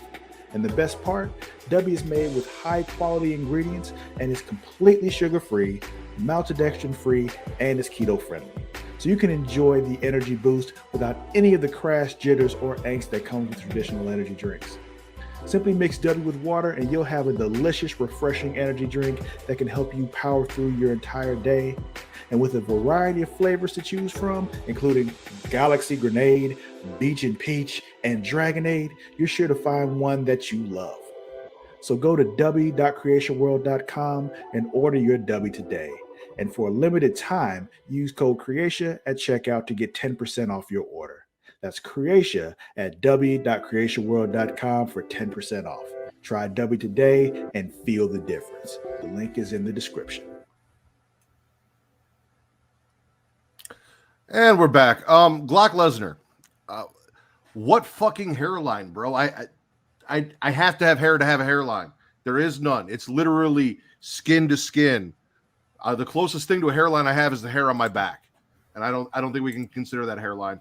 Also, he memorized them. He's not reading them. I mean, maybe he might, but I think those are prescription glasses actually. Kyle went last, which means Vince, you're up because the rack was fucking everything up. Vince, you have to unmute yourself. Oh, there you go. Thank you. I forgot I muted myself during that. It's my fault. I'm gonna go back to swallowing my Mexicans like I've been doing this whole episode, and I'm gonna swallow the United States Championship match between Rey Mysterio and Santos Escobar. Fantastic match. They gave it 2 commercial breaks in between. They gave it an extensive amount of time to the point where by the time it finished, I forgot that Bayley and Charlotte were scheduled to have a match as well, and I thought we were gonna go straight into like the whole Cena stuff, because they were hyping it up that whole time. Selena Vega on the outside, she was fantastic because she was just giving all the emotions, all the reactions I was giving. Really, really good match. Not as good as the Dom Ray Phoenix match. Not Ray Phoenix. Dragon Lee match. Sorry. But it was still a really good match. I am, however, spitting the Street Profits attacking the LWO post-match, and then Bobby Lashley just laying out Cruz del Toro and Joaquin Wilde like they're nothing. And yeah, man, I don't know why they gotta fuck with the LWO so hard. You know, go mess with someone else. You know, leave my boys alone. But I am swallowing the match though. I will say I think that I like the direction of those two factions feuding against each other. I think that's going to create for some fresh matchups and good ones at that. Like, I enjoy the Street Profits. I enjoy the LWO. And it looks like they're going to have a match at Fastlane. So that's something for everybody to do in those groups. Yeah. And again, I don't know if I've ever seen Bobby Lashley interact with Rey Mysterio. I'm excited to see that. Yeah, that's... Well, my Austin theory is that he's going to be the one to take the title off of Ray. Like, I long believed that he took the title off of Theory so he could be a transitional champion for Bobby Lashley, so he could be the U.S. champion. Except that Santos Escobar is going to put that suit on, fuck Ray up, take his title, and join Bobby Lashley. That's not going to happen. Because that's that would be so good if it did, though. Oh, I love that. That is very good. Don't put that evil on me, Matt. Don't put that evil on me. I'm in a good mood, man. There's a lot of things I'd put on you. Evil isn't one of them. Anyways, but yeah, shout out to the Mysterios. They put on good matches this week. Okay. I enjoyed watching them get beat down by the Street Profits. You know, Street Profits just came out and said, "I'm fucking everybody up this week." Bobby was all for it. Bobby looked like a science teacher. I don't know what he was wearing, but he did. He looked like a science teacher. Proud of him. It wasn't a terrible fit. Just not. I didn't say it was terrible. I'm just saying he looked like a science teacher. Sometimes science teachers have swag, Vince. Like, none of my science teachers ever had any kind of swag, so this is news to me. This is a new discovery on my part. Vince, which means Ryland, spit or swallow. I'm gonna spit Nia Jax. Why did we bring her back? I'm sorry, but like, I'm not interested in her Rhea. The only thing I'm interested in her and Rhea is seeing Rhea hit her finisher on her. That's what I want to see, but I don't want to see the match. I don't think the match is going to be good. I've never been a fan, and her promos have been weak since she got back, in my opinion, and I'm not enjoying it. I'm not enjoying the Nia Jax comeback. I'm gonna let Cal take this one. I feel like there's a place for Nia Jax in WWE. Like, this is maybe I'm on an island here, but Nia Jax didn't exclusively had bad matches in her last run, not by a long shot. She had several very good ones. It was just there was some inconsistency with regards to her feuds. There are some people, poor Kairi Sane, she should never wrestle again, and that's fine. But there is a place for somebody who can be a powerhouse, who can, knock Rhea Ripley around and allow Rhea Ripley to have sort of a heroic comeback. And Nia Jax, I feel like, is going to be perfectly good at that. We'll see. Oh wow. He didn't like that. He hated that opinion so much he just left. Wow. Wow. I didn't even get to give shit for going to bat for Natalya and then shitting on Nia Jax, which was where I was gonna go, but Oh, I shitted on Natalya and Nia Jax, so can't really say anything there. But like, I'm kind of with Rylan. I said that last week that I'm not really feeling Nia Jax return. Every single episode or every single podcast I've done, whether that's botch spots or whatever, I haven't been behind the whole Nia train.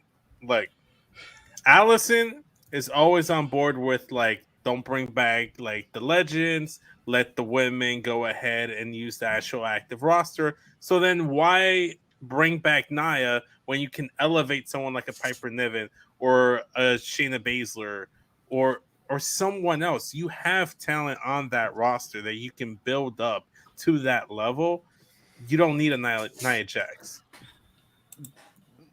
I mean, I feel like you slyly insinuated that Nia Jax was a legend. I wouldn't go No. I was not saying legend. Because she said, don't bring back legends. Why are we bringing back Nia Jax? So that's what it sounded like. No. I'm sorry. Here's sorry for the confusion. No, not a legend at all.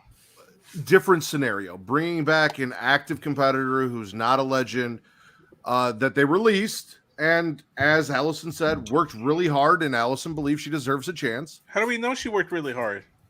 You don't know, but that doesn't mean that Allison doesn't know it. Maybe Allison's been following her journey and knows what she's been doing. But just because you didn't like her and didn't follow it doesn't mean it didn't fucking happen, Vince. I don't follow basketball. It doesn't mean that you don't have basketball games because I don't fucking follow it. Doesn't mean that all of a sudden when Matt said fuck basketball, the Bulls just disappeared. You know how I know that? Because you talk about it every goddamn show, even though I ask you not to. See, Allison has been following her journey. Here's my thing. If she really did work hard, she put in the work, she came back, she's going to be safe, she's going to do her thing. I don't have a problem with Nia Jax coming back and doing her thing. If it's the opposite, if this becomes something where people are getting hurt again and the unsafe and all of that, if that's the case, then okay, maybe this was a bad idea, but you got to try to see. You got to give her a chance to see. Ryland, I don't have to do any. Apparently gives Natalya all the fucking chances in the world to be entertaining and doesn't care because she's Canadian, but we can't give Nia a second chance. I don't know. I've never been a fan of her in general. So like, Yeah. but that being said, like, I understand the wait and see approach with her too. Like, she has been gone for a significant amount of time. So, I mean, there are fresher matchups. So I hope I don't see any more heads get bounced off turnbuckle pads. Unless it's Charlotte Flair. I think Katie would be totally okay with Charlotte wrestling Nia Jax if she gets dropped on her head again. I mean, she won't admit it, but I know it's a fact. I wasn't here. The rack was, so I didn't get to do this. But one last thing for my Winnipeggers. Natalya Neidhart is the third best Neidhart in the family. Jenny is the first. Jim is the second. To be clear. Yeah. And if you've seen anything that I've seen from Jenny, you understand why I'm saying that. I've heard rumors. I can send you pictures if you'd like. Don't tell your parents. He's got a back catalog full of them. Anyway, Rylan got very upset and left, even though it was his spit or swallow, so Katie spit and swallow. He just got up and left. That was crazy. He just said, fuck this. He said, the show sucks, and left. That was wild. I'm gonna swallow the slow burn to a heel turn for Drew McIntyre. I'm not mad at it. Listen, the man is kind of making some good points. He's like, Yes. these Uso brothers almost killed me with some chairs many a time. I have almost died because of them. I'm not going to openly and willingly accept Jey Uso back into my life. Fair. That's some trauma. You gotta work through that, Drew. I understand. And then New Day being like, no, we're going to give him a chance. It's fine. Like, I see both sides of it, but I like the fact that it's like little things Drew's doing. Like, he didn't stop his match with Kofi and check on Xavier when Xavier got attacked by Ivar. Like, it's just little shit he's doing. Like, he doesn't. He shouldn't have to. He shouldn't have to. That's not his tag team partner. But they're friends. Yeah, his Friends tag is a team strong partner's up there. word. We don't know the nature of the relationship, Katie. That's why I put it in Listen. quotes, Vince. I said it last week. We will not be slandering Longbottom on this podcast. Neville showed up. He talked shit to Voldemort. He pulled out the sword of Gryffindor. He cut the snake's head off. Drew McIntyre, very much so. I didn't think was going to be important, just like Neville Longbottom. I thought he was just going to be another victim. And he got rid of the Horcrux that was Matt Riddle. He pulled that sword of Gryffindor out, smashed that shit, sent it away, and moved on with his life. We will not slander Drew on this podcast. I'm all for I it. will say I liked all the talk about Drew's dick, like between the New Day and himself during the Miss TV segment. Calling him Big D. It's like maybe you're just afraid that sword you're slinging around is going to go limp on you. It was great verbiage used. I loved it.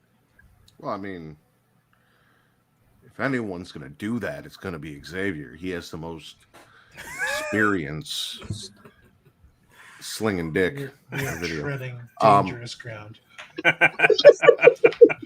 You must not watch the show that often. I guarantee you the New Day doesn't, or I would have been blocked a long time ago. Oh, Jesus Christ. Yeah, no, we're all about Drew. The Horcrux that is the great grandson of Tom Riddle, Matt Riddle. Curse broken, all those fun things. Kyle, spit or swallow. So I'm going to do a little bit of a double spit here. I'm obviously going to spit Adam Cole's injury luck because Jesus. Yeah. The timing of it could not have been worse. He had the opportunity coming back, got himself into this, amazing duo, worked his ass off to make this, this group again, fun wrestling. A lot of good stuff with him and MJF, and then the matches were great too. And now for him to be hurt again really, really sucks. He'll probably be on the shelf for quite a while. It's disappointing. And I'm also gonna spit MJF defending the tag titles on his own, because I feel like there was an opportunity to tell a story there with MJF teaming up with somebody else. And maybe they're still going to do that and surprise me. It's going to be Maybe Roddy. Maybe they're going to have Roddy come in and show up last minute. But the one thing I will say, when Roddy shows up last minute, bad things happen to his tag team partner. That's fair. So we got to be careful about Roddy. He should wrestle in a hospital gown too. Oh my God, yes. So here's the question I want to ask. Are we team Katie that Adam Cole is actually injured? He really hurt himself. Or are we of the conspiracy theory that Adam Cole is really the bad guy here, has been playing MJF all along, is with the Kingdom, is with Roddy, is under the devil mask, stomping motherfuckers out, and this has all just been a long con to get Max off his game and take that AEW title away from him? Because I am leaning towards the Kingdom gangbang at the end of the show over Adam Cole really hurt his little knee. Let me pose this question Leg, ankle, to the They're all parts. masses. They're connected by a When was finger. the last time we saw that devil mask? Was it not above Adam Cole's locker? Wasn't he not the one keeping it? He had possession of the mask. Then all of a sudden, it reappears someone underneath it. And it looked very skinny. It wasn't MJF because MJF, when he was wearing the devil mask, was a little bulkier. You know, he has a little bit more muscle mass, a little bit more meat on him. Adam Cole's more of a slender man, and that looked like a very slender devil mask man. So I'm with Matt here. I like his Austin Theory. I'm Team Katie in general, but I feel like in this one, that's sort of a. God. You just asked for a story. I just gave you the story. I get that. I understand. And if they do, but so I have to be at least somewhat logically consistent. When they did the whole story with, this is a while ago, but with Drake Maverick getting fired, coming back, involving that whole thing in the story, trying to blend the real life, whatever. I was down on that because there's a level of uncomfortability with trying to, I feel like there's a line that I am not super thrilled with crossing when it comes to kayfabe. And I feel like serious injury, I feel like that might straddle that line. Is it really a serious injury though? His ankle exploded. He literally said exploded or ruptured. Yeah, right? that's what people say. Like if an injury like that happens, I have heard that vernacular many times. Listen, I had my ankle explode on me one time, and I made jokes about it. I didn't take it too seriously, so I worked it into a story narrative. You know, so I think Adam Cole could do such things too. If there's a timeline that they know of on how long it would take him to recover, they still can do that story. It's just like you guys just said, like Roddy can team with MJF for a while. They can start to become buddies. And then when Adam Cole's ready to come back, guess what? You became buddies with somebody who's going to turn on you anyway. Like, I don't know. I don't think that's off the table. And I certainly love that direction because I'm a bigger fan of Adam Cole when he's a heel than a babyface anyway. Yes. And honestly, I think that MJF has done such a fantastic job at being a babyface that why not just let him roll with it? This is what we wanted earlier in the summer. Heel Adam Cole is undisputed. Facts. And MJF has been killing it as a babyface, proving that he can do it, that he doesn't. I mean, he's still an asshole, but he can be a likable asshole. He doesn't just have The to Rock be. was an asshole. Stone Cold was an asshole. All of these points are true and fair. So Adam Cole is better off a heel. I agree. I know Katie wants to hold on to hope that he's not kayfabe a terrible person, but he is. Listen, I know deep down Adam Cole, a little bit of scumbag, and that's okay. I love him regardless. But like, Scumbag. I have seen a lot of things, a lot of awesome theories, if you will, about who the masked men could be. I've seen apparently the calf, the friends have all been the masked men. Except none of them are as thick as me, so it's not possible. So yeah, it wasn't Matt. I've also seen, because at one point somebody during a media call said Tony Khan was buying New Japan, which I don't believe. But if they tease that, Jay White is the one who got attacked. He is the leader. Cheese got grilled. He is the leader of Bullet Club Gold. You could have Bullet Club Japan be the ones who attacked him. And I've also seen La Faction, because they're doing a bunch of shit with vignettes and stuff. Could have been them. And Andrade, like, it very well could be. I don't know. What if it was in fact Adam, just not Cole? What if it was Copeland? Because everyone is talking about how like Edge is going to go to AEW. What if it isn't Adam under the mask, just not the one we're thinking? I don't know if it makes any sense, but you know, he was spotted in Seattle, so that's interesting. I think he lives in Seattle. Does he? Oh, okay. I thought he lived in Canada. Same thing. No, they all leave Canada. Same thing. They all leave Washington, so like I don't know what's going on. Yeah. I don't know. Seattle, Minnesota, Canada, it's all the same thing. You're treading on dangerous territory right now. I'd be happy to take Minnesota off your hands if you're willing to give it up, but I have a feeling there's a government that wouldn't be super thrilled about that. You can have Minnesota. You can't. You guys can have the Timberwolves. That's the big win there. Oh God, Oh yeah, that's a cursed name I don't need to see. To be It's fair, I Ryback. consider everything above Illinois just lower Canada anyway. So, that's how everyone should consider it.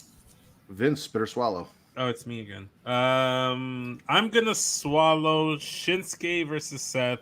Last man standing confirmed for Fastlane. It's another week, another great Shinsuke vignettes with the little subtitles at the bottom. You know how like my Asian media, Hentai, yeah, exactly. yeah, with the subtitles, got it. It's a perfect mass stipulation for a great build. It's been leading up to this point. Seth looked like a cherry flavored Hardy Boy though, with like the little like mesh look that he had going on. So that was the look. I Loki, this feud and just the card itself is making me want to make the drive to Indiana just to go to the pay-per-views. I'm gonna maybe wait and see how tickets look like the day of, and then maybe make that drive to Fastlane. Can't wait to see this match. Love this build. Probably should be the main event. And Shinsuke should beat Seth.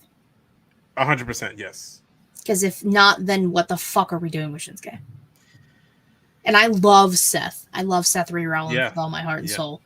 But if you have Nakamura lose again, what has been the point?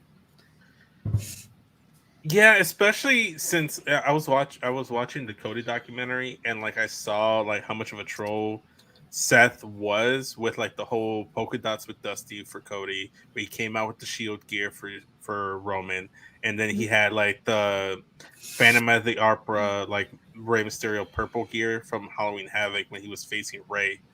He was a very mind games heavy kind of wrestler, and now it's Shinsuke that's playing the mind games on him that's messing with him. So I like where they're going with it, and I really do feel like Shinsuke needs this win. Like he definitely does. I'm starting to like trust Triple H's booking less and less by the weeks that go by. So I'm with Katie. Shinsuke's got to win this, but the build fantastic. Okay. So what we're gonna do is we're gonna go around one more time with everybody. So everyone pick one last spit or swallow that you guys want to make sure we get before we go into NXT No Mercy coverage. Okay. I also think Shinsuke should win while everyone's looking up their last spit and or swallow. I don't want to just rush into it. Shin won the Rumble, never got to the main event, or didn't even really main event WrestleMania. The women did. Never won the title. Never really got as far as he should have on the main roster after everything he'd done in NXT. So I would love to see him do that. Seth has done great things. I'm okay with Seth dropping the title to Shinsuke and seeing what Shin can do. I mean, Triple H booked him great in NXT. Why can't he book him great on the main roster? I don't see Triple H hates us. Sometimes. I don't know, man. Shawn Michaels has been booking pretty well. He's been booking okay. Well, we'll talk. Ryland, spit or swallow? I'm gonna spit Jay White in the promo exchange with MJF. It sucked. It really sucked. And MJF called it out real quick, real fast. And I don't think Jay White recovered. I think he just listed 15 different monikers he had for himself. He yelled a lot. MJF outschooled him completely in this. And I'm excited for the match because I think that they'll deliver. But and certainly the direction at the end of the show was different. And we'll see. AEW is not known for their whodunit stories. But we've seen them before in wrestling, and we'll see what happens with that. But I just thought Jay White's supposed to be a big deal, and he had a big moment with the champ in the ring where they're supposed to have this awesome promo, and MJF just made him look like a little bitch.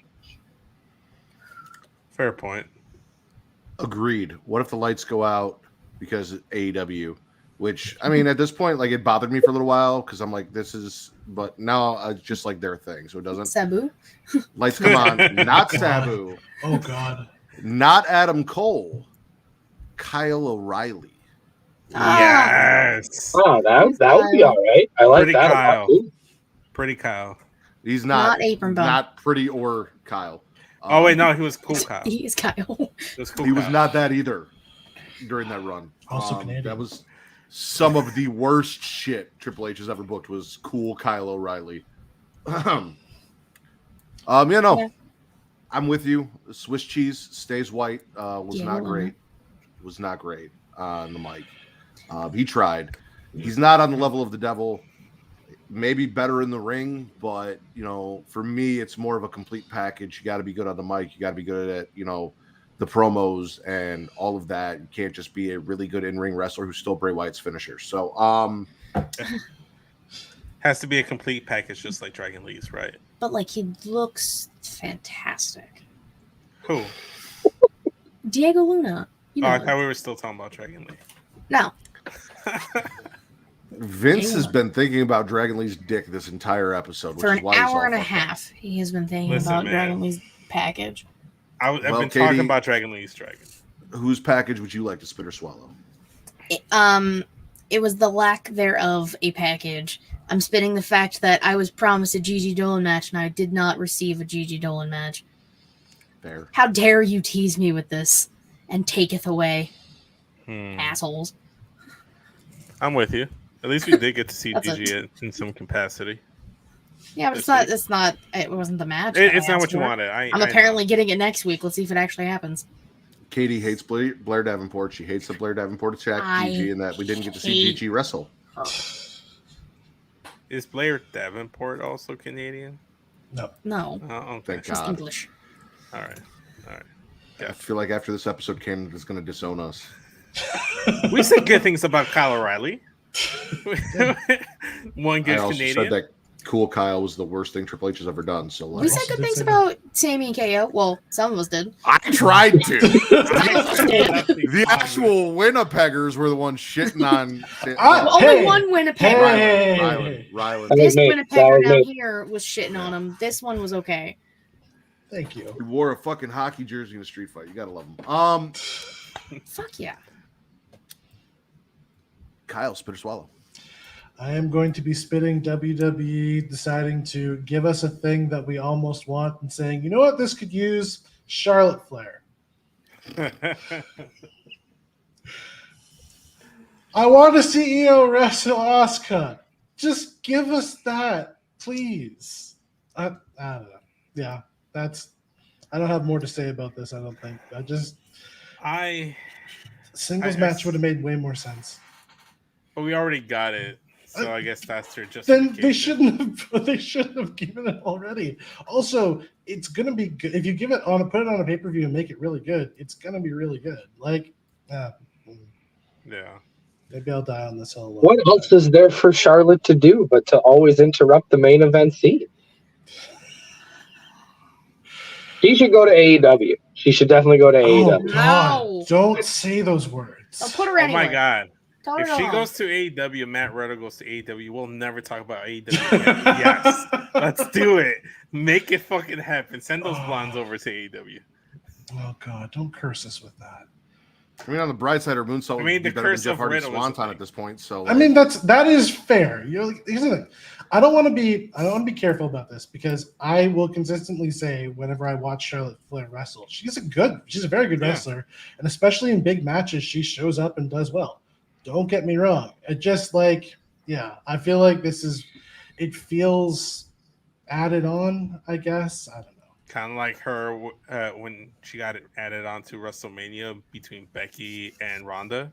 It wasn't that, in fairness, I don't know that booking can be that bad twice, but I don't think it got to that level, but it's still I guess I appreciate time-honored traditions continuing to be honored, but I feel like the singles match would have been better. Yeah, they did it recently because they're doing this at Fastlane, but they also did it at SummerSlam where she was in the triple threat match with Asuka and Bianca, and everyone just wanted really to see Bianca versus Asuka. and then they did it at WrestleMania with Becky and Ronda when everyone just wanted to see Becky and Ronda. And pretty then much, I really wanted to see Io versus Sasha, and then Charlotte was in that match as well. So she has a history of being lumped into a triple threat match. it's not nice to force your way into threesomes when people don't want to have threesomes. It's called consent, Charlotte. It is. Consent matters. Yes. Katie, did you want to say something? Because I wasn't sure if listening to Kyle was entertaining you by the look on your face, or if you were holding back something. Listen. I didn't watch SmackDown. I was elsewhere. I wake up and I see on Twitter that Charlotte gets added to this match. My immediate response is, why? Why the fuck are we consistently putting this bitch in fucking matches where she does not belong? Go off. It is consistent. Anytime there is a fucking title, she's like, white privilege, I'm gonna show up and I'm gonna fucking get in there and I'm gonna take it. It's flabbergasting. You all named multiple times that this has fucking happened. It is consistent. Let Io and Asuka, who had a fantastic match on SmackDown last week, let them fucking have it again, a longer time frame on a pay-per-view. Let them go off and have a great time. Charlotte doesn't need to be there. It's exhausting being this angry about it. And every single person I've seen do a moonsault in the past week and a half will always be better than Charlotte. Julia Hart? Yes. The moonsault's going to be called the white privilege moonsault from now on. Oh, man. I hate the fact that she just shows up and she's like, I'm here, give me my title. No. Bitch. Also, Bailey wasn't even like in the running for the like. How do you beat someone that's not even in line for the title? Like, and be like, if I beat you, I move to number one. When like that's not even skipping the line. That's just like I found someone on the street and I'm taking their spot in the line that they weren't in. Yeah. Also, Bailey's a more interesting addition to that triple threat. Anyway, if Bailey was the addition to that, then sure, like we'll spice it up a little bit. But Charlotte again, like. I'm with Kyle in a sense that like I've seen her perform great matches and I'll give her that. But it's tiring. It's so tiring. Yeah. I hate her. Vince, spit or swallow. It actually wraps up in a nice, neatly little bow here. I'm spitting Bailey once again, screwing over Io for no fucking reason. She does not have her friend's best interest at heart. So the reason in kayfabe why Charlotte gets out of here is because of Bailey and solely Bailey alone. Apparently she has some stroke in creative. This is how it gets set up, right? She has a match against Charlotte. Charlotte beats her. She gets pissed and says, no, you're still not going to make it to Fastlane. We're going to jump you, right? So they're getting ready to attack her. Damage control is. Then Asuka comes in to try to, quote unquote, even the odds, but they still have the numbers advantage 3-2, but they decide to run off. Asuka gets on the mic. Asuka gets on the mic and starts talking Japanese. The way I interpret it, I by no means speak Japanese, but it sounded like, hey, you know, you guys versus us, let's do this right now. Because she kept pointing like to the ring. It's like right now, like let's do this right now. I don't know. I guess that's the way Bailey approached things as well, because she's like, oh, you want to challenge Io for the WWE Women's title at Fastlane, and you want it to be a triple threat match with Charlotte? All right, Io accepts. And then Io's like, wait, hold up, that's not what she said. And then they made the match official. So I'm spitting Bailey once again doing this, accepting the triple threat that no one actually proposed except for her. I feel like she's intentionally fucking over her friend, just like Adam Cole is going to eventually fuck over his friend. No. To be fair, though, that's not the reason Charlotte's in the match. Charlotte came out and asked for a singles match. It's the reason Asuka's in the match. Oh, okay, so props to Bailey for putting Asuka in the match. Fair enough. Instead of it just being a one-on-one Charlotte versus Charlotte Io came out title. and was using her privilege to try to petition her way into a championship match. Correct. But for whatever reason, like Bailey felt the need to say Charlotte and Asuka versus Io in a triple threat match. Sometimes things get lost in translation. You know, Pam. There was no translation. Speaks a different language than I. You know, she Io herself said that's not what she said. That'd be okay. Look, Matt, this would be like us going out to get dinner at a Mexican restaurant. They only speak Spanish. You're like, no, Vince, I got this. This is what Vince wants. Like, this is what they're saying, and then you order for us, even though I can fully translate for both of us. But you're like, nah, I got this. I know Spanish. Like it's not gonna work out. We're not gonna have a good experience. At least I won't. Like I'm not sure Matt's what gonna you'd have a order. great time. Yeah, because he likes fucking me over. Like Caitlin likes fucking over EO. Vince is getting grilled cheese and French fries. God damn, not a That sounds so good. not at a I could go for that right taqueria though. You don't want to go to a taqueria and get a grilled cheese and French fries. Ordering off the kids menu. Oh my God. All right, let's get into NXT No Mercy.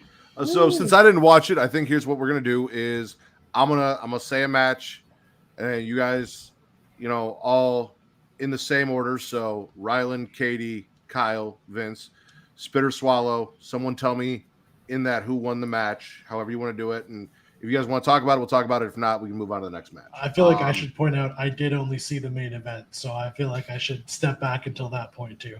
That works for me. Okay. Fair enough. At least Baron you know when Corbin to versus step back. Braun Breaker. I'm gonna swallow that. I'm gonna swallow Baron Corbin's whole run in NXT right now. Really? He is making a run for redemption story of 2023. Now, Dom has the lead, but Baron Corbin is doing some good work down there. I thought that him and Braun were good.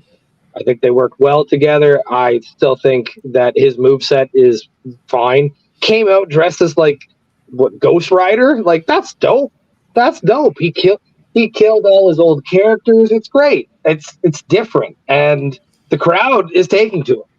I don't know if you noticed, but the crowd was behind Baron Corbin in this match. From what I could tell anyway. And I don't know. I thought that they had a decent match, so I swallow that one wholeheartedly. See, that's crazy because I'm spitting this match. Because I don't listen. I love Braun Breaker and everything, but came out with a dog head, looking like Sammy Guevara with his panda ass head. Oh my God. Corbin came out as Ghost Rider. Corbin won, by the way, Matt. Ghost Rider. Yeah. I mean, I have no I don't care about either of them right now. I didn't care about the brawl they had in the fucking parking lot, which is the most dangerous place in all of WWE. I didn't care about this match. I mean, End of Days is one of the coolest moves, point blank, period. I love that move. Oh, it's a great finisher. It's a beautiful move. And Braun Spears, he'll kill you with a spear. And I like that, but I just don't care about the two of them being oh, I'm evil. Oh, I'm also evil. High-fiving each other because Braun almost killed Von Wagner. I don't care about that. So, I'm spinning this personally. That's just me. My take of the whole thing was I was getting ready for the show and stuff like that. And I'm like, okay, I got to watch No Mercy, but I still got to get shit done. Then I saw it was this match, so I just had it playing in the background. I'm like, fantastic. God wanted me to get all my tasks done before I get to actually sit down and enjoy the pay-per-view. So I'm gargling it because I can't sit here and say it was a bad match. It had some cool spots. I did look up a few times. So I'm like, oh, that was a cool spot. Oh, that was a cool spot. And then obviously Baron getting the finish, I was getting the win and finishing the match with the End of Days. I was not expecting that. So it's getting the gargle right now. I don't care for the feud. I ain't care for the pairing. Individually, though, shout out to Braun Breaker out here walking out with a dog head, kind of looking like Mantar, combined with Jacob from Twilight, and then Baron Corbin doing his best Ghost Rider impression. So I love the cosplay. So it's a gargle right now. All right. Rylan swallows, Katie spits, Vince rides the fence like my wife rode me about 2 hours ago. Or 7. God. All right. I need to know who won this first. Okay. Noam Dar versus Butch in a British rounds match for the NXT Heritage Cup. No, Who darn. won? Noam Dar. Okay. So we're just going to spit that all together and move on. Right? All right. That's fine with me. Yeah, because Butch still fucking won. It's a great finish, though. His name should also be Pete Dunne. I mean, I'm kind of just over it at this point. His name should be Peter England. Peter Dune. It should be Peter Butch Dunne. Peter England, NXT UK Heritage Cup champion. Peter England. Yes. Should be the full title. No, Ryland or Swallow the match. I swallow this match because it was a nice change in pace. The rules were kind of what they were. I prefer those rules to the pure rules in Ring of Honor because I feel like there's just too many of those. And these ones were easy to follow in a sense that, like, I don't know. I thought that these guys, I mean, they went out there and like every time Noam Dar hit Butch with one of those back elbows, like I cringed. Those were so dirty every time. And I don't know. I thought that we had a pretty fast-paced show up until that point, and the crowd was into it. So it's not a bad thing to have something different thrown in there. And I like the flavor. I like the flavor of the Heritage Cup. Okay. Katie, spit or swallow? Obviously spit because Butch. Well, yeah, I'm spitting it. Like, the whole build-up to me, in my eyes, was, oh, yeah, you send Butch back down to NXT, you let him run this tournament, and then you have him win, and then we get, British Strong style, him and big strong boy, Tyler Bate. And no, I didn't get that. I'm not getting that. I got Metaphor and whatever cosplay they do next week in the fucking Heritage Cup. And like the round, I don't know. I just don't care. I love Butch and everything he does. I just want that man to have good things. Can I just say that Tyler Bate looked like he had been on the couch eating Doritos all week? Like he just came out in his gray sweats and his baggy t-shirt, and he just looked like he hadn't showered in a couple days. Like he looked rough. Yeah, it's been a rough time for him. I'm gonna spit it, but not for the reasons that Katie's spitting it. I'm spitting it because they didn't put up the match rules for the rounds match long enough on the screen for me to finish reading, because I'm over here thinking it's at first 3 rounds. And I'm like, oh, okay, I think I saw something about 2 out of 3. Maybe it's 3 rounds. Then they got to the 4th round. I'm like, oh, I thought, okay, I guess it's 5 rounds. Then it gets to the 5th round. I'm like, oh, damn, it ended in a tie. Wait, what's going on here? And then, no, they have a fucking 6th final round. They didn't give me enough time to read the rules of the match. So that's one of the reasons why I'm spitting it. But also I'm spitting it just because I'm not a fan of Noam Dar, period, right now. I never liked him when he was in the cruiserweights. I never liked him when he was in NXT UK. I don't like him right now. I don't really care for the Metaphor. But yeah, like when they brought in Pete Dunne, unlike Katie, I kind of took it a different way. I kind of saw as Peter Dunne was going to be in there just so he can be the guy that puts over Noam Dar, because they're trying to, for whatever reason, build up Noam Dar in NXT, just like they did in NXT UK and build up that Heritage Cup.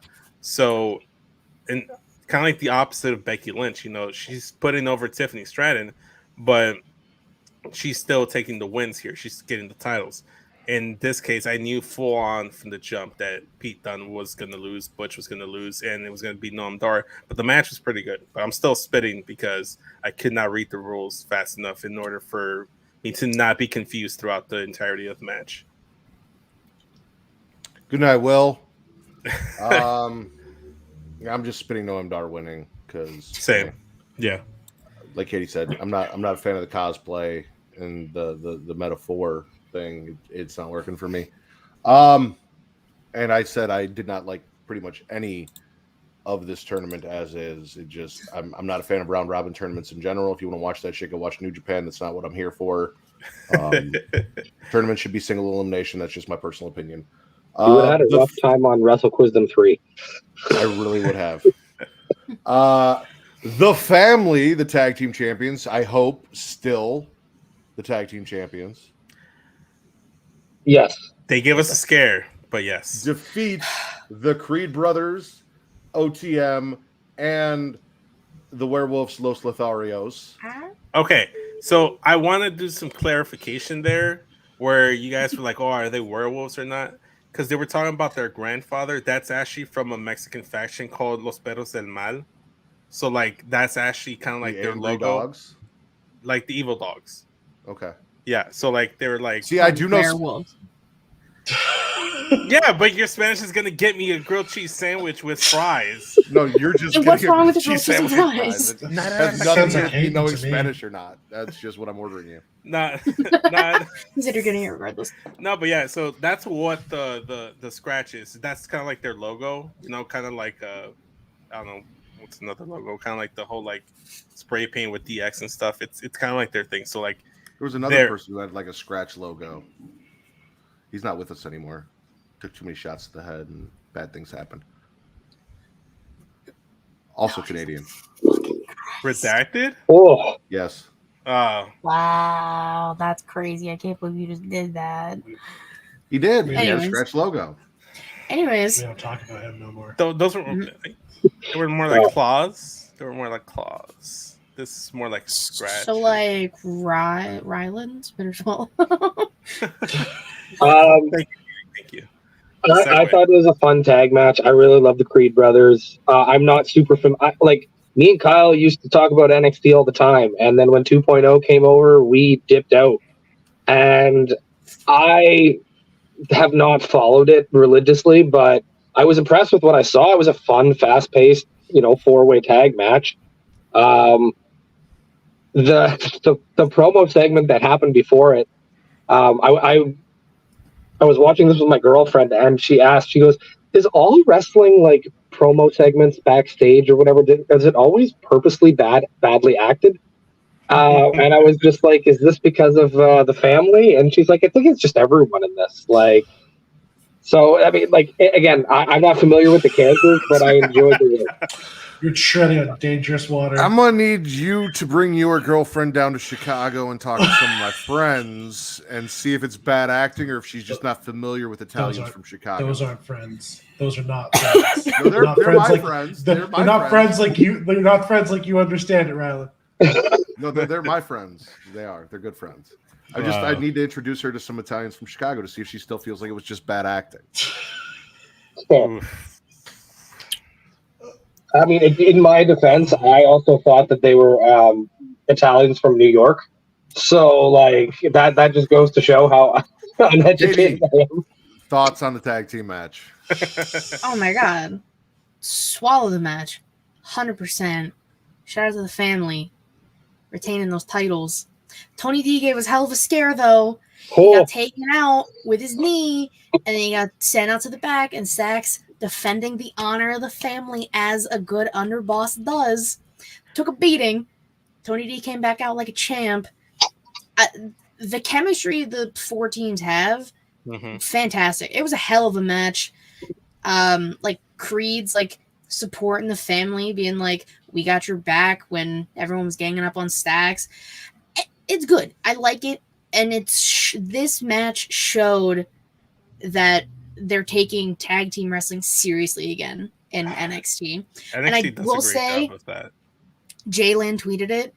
It should have been a ladder match. Yeah, it would have been. It would have been fun. I love a good ladder match. Yeah, we've had enough of those recently. Yeah, I'm with Warren on that one. We can take a break. No, it's been too long. The match itself was great.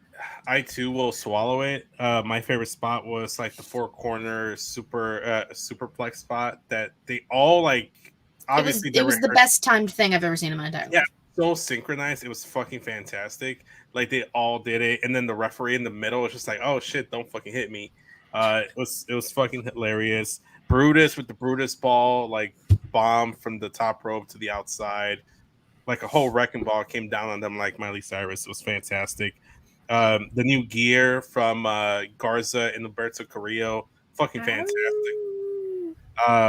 Loved everything about them. I like the whole neon look from the Creeds too. And like you said, Katie, I don't know if it was Brutus or if it was Julius that saw that Stacks was getting his ass whooped and he was getting beat up on. He's like, "Here, man, tag me and I got you." Julius. Yeah. So it was Julius. Okay, I wasn't sure who it was. And me just randomly finding out that one of the dudes from the other tag team, what they called again? The GTA. OTM. Wait, what? Say that again. OTM. Out the mud. Yeah, one of the dudes from OTM, the one with the tank top and the pants. He had a Mexican flag, so I'm guessing he's Mexican too. So shout out to a fellow Mexican. I'm gonna be swallowing that as well. Pretty sure they both were wearing tank tops and jeans, but okay. No. One was wearing the like tights, kind of like Trick Williams, and with kick pads, and then the other one was wearing the tank tops with the pants. Yeah. Well, seeing as this is going to be the first match that I'm going to watch when I rewatch this pay-per-view, I'm skipping the other two that I mentioned. I'll let you know once I go back and check that out. Yeah. But yeah, so in all of that was all good shit. And then Tony D gave us a scare there. I thought we were going to get new tag champions when that happened because I thought it was legit. Tony D, like maybe Ryan's girlfriend didn't like the Italian acting from the backstage segment, but that acting from that Italian was fantastic. Listen, I'm going to allow the slander. We've slandered enough Canadians tonight that I'm going to let Ryan get away with that. It's fair enough. She thought that Stax looked like MJF from like Dollarama. Oh my god! Ooh, man, dude, he gave you one. He didn't give you two. I've been taking a beat the whole show. Just like Stax. Just like Stax. Listen, the beating you took on the show wasn't as bad as the beating you took on Quizlemania 1. So it's true. It's true. Or any other past Quizlemanias. Or any other past Quizlemanias. So, Dragon Ball Lee, special guest referee in the match that crowned your new North American champion, as we saw that Trick Dominic Mysterio get whooped, and the NXT African American Championship, as my friends over at Young Kings Wrestling have been referring to it as, back where it belongs on somebody from NXT, which we had a conversation about earlier. Not just on the main roster because Vince is biased, moving around and doing all the shit that he's not okay with unless somebody he likes. I'm assuming Vince is going to spit. I don't even think we need to get into that, right? Nope. You guys can go. Riley, I'll spit this match. It was not as good as Dragon Lee and Dominic on Monday. I don't know much about Trick Williams. He looked pretty good. I like a lot of his kicks. Like, I as I'm going to pay more attention to NXT going forward, I hope that he's got a lot to show me. But so far, it was an okay match.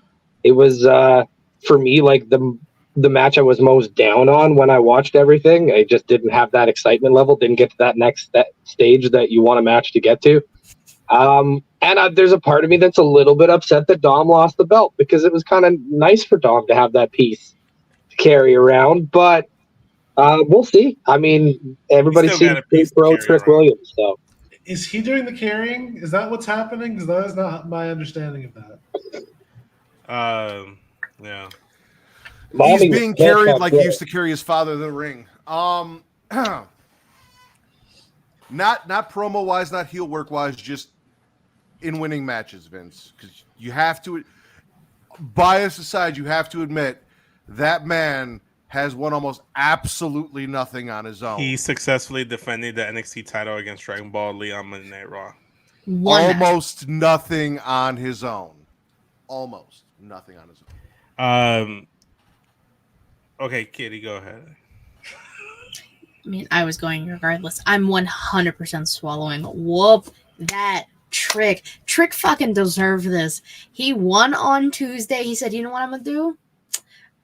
I won my first match. I'm going to go Shawn Michaels. I'm like, I won in this match.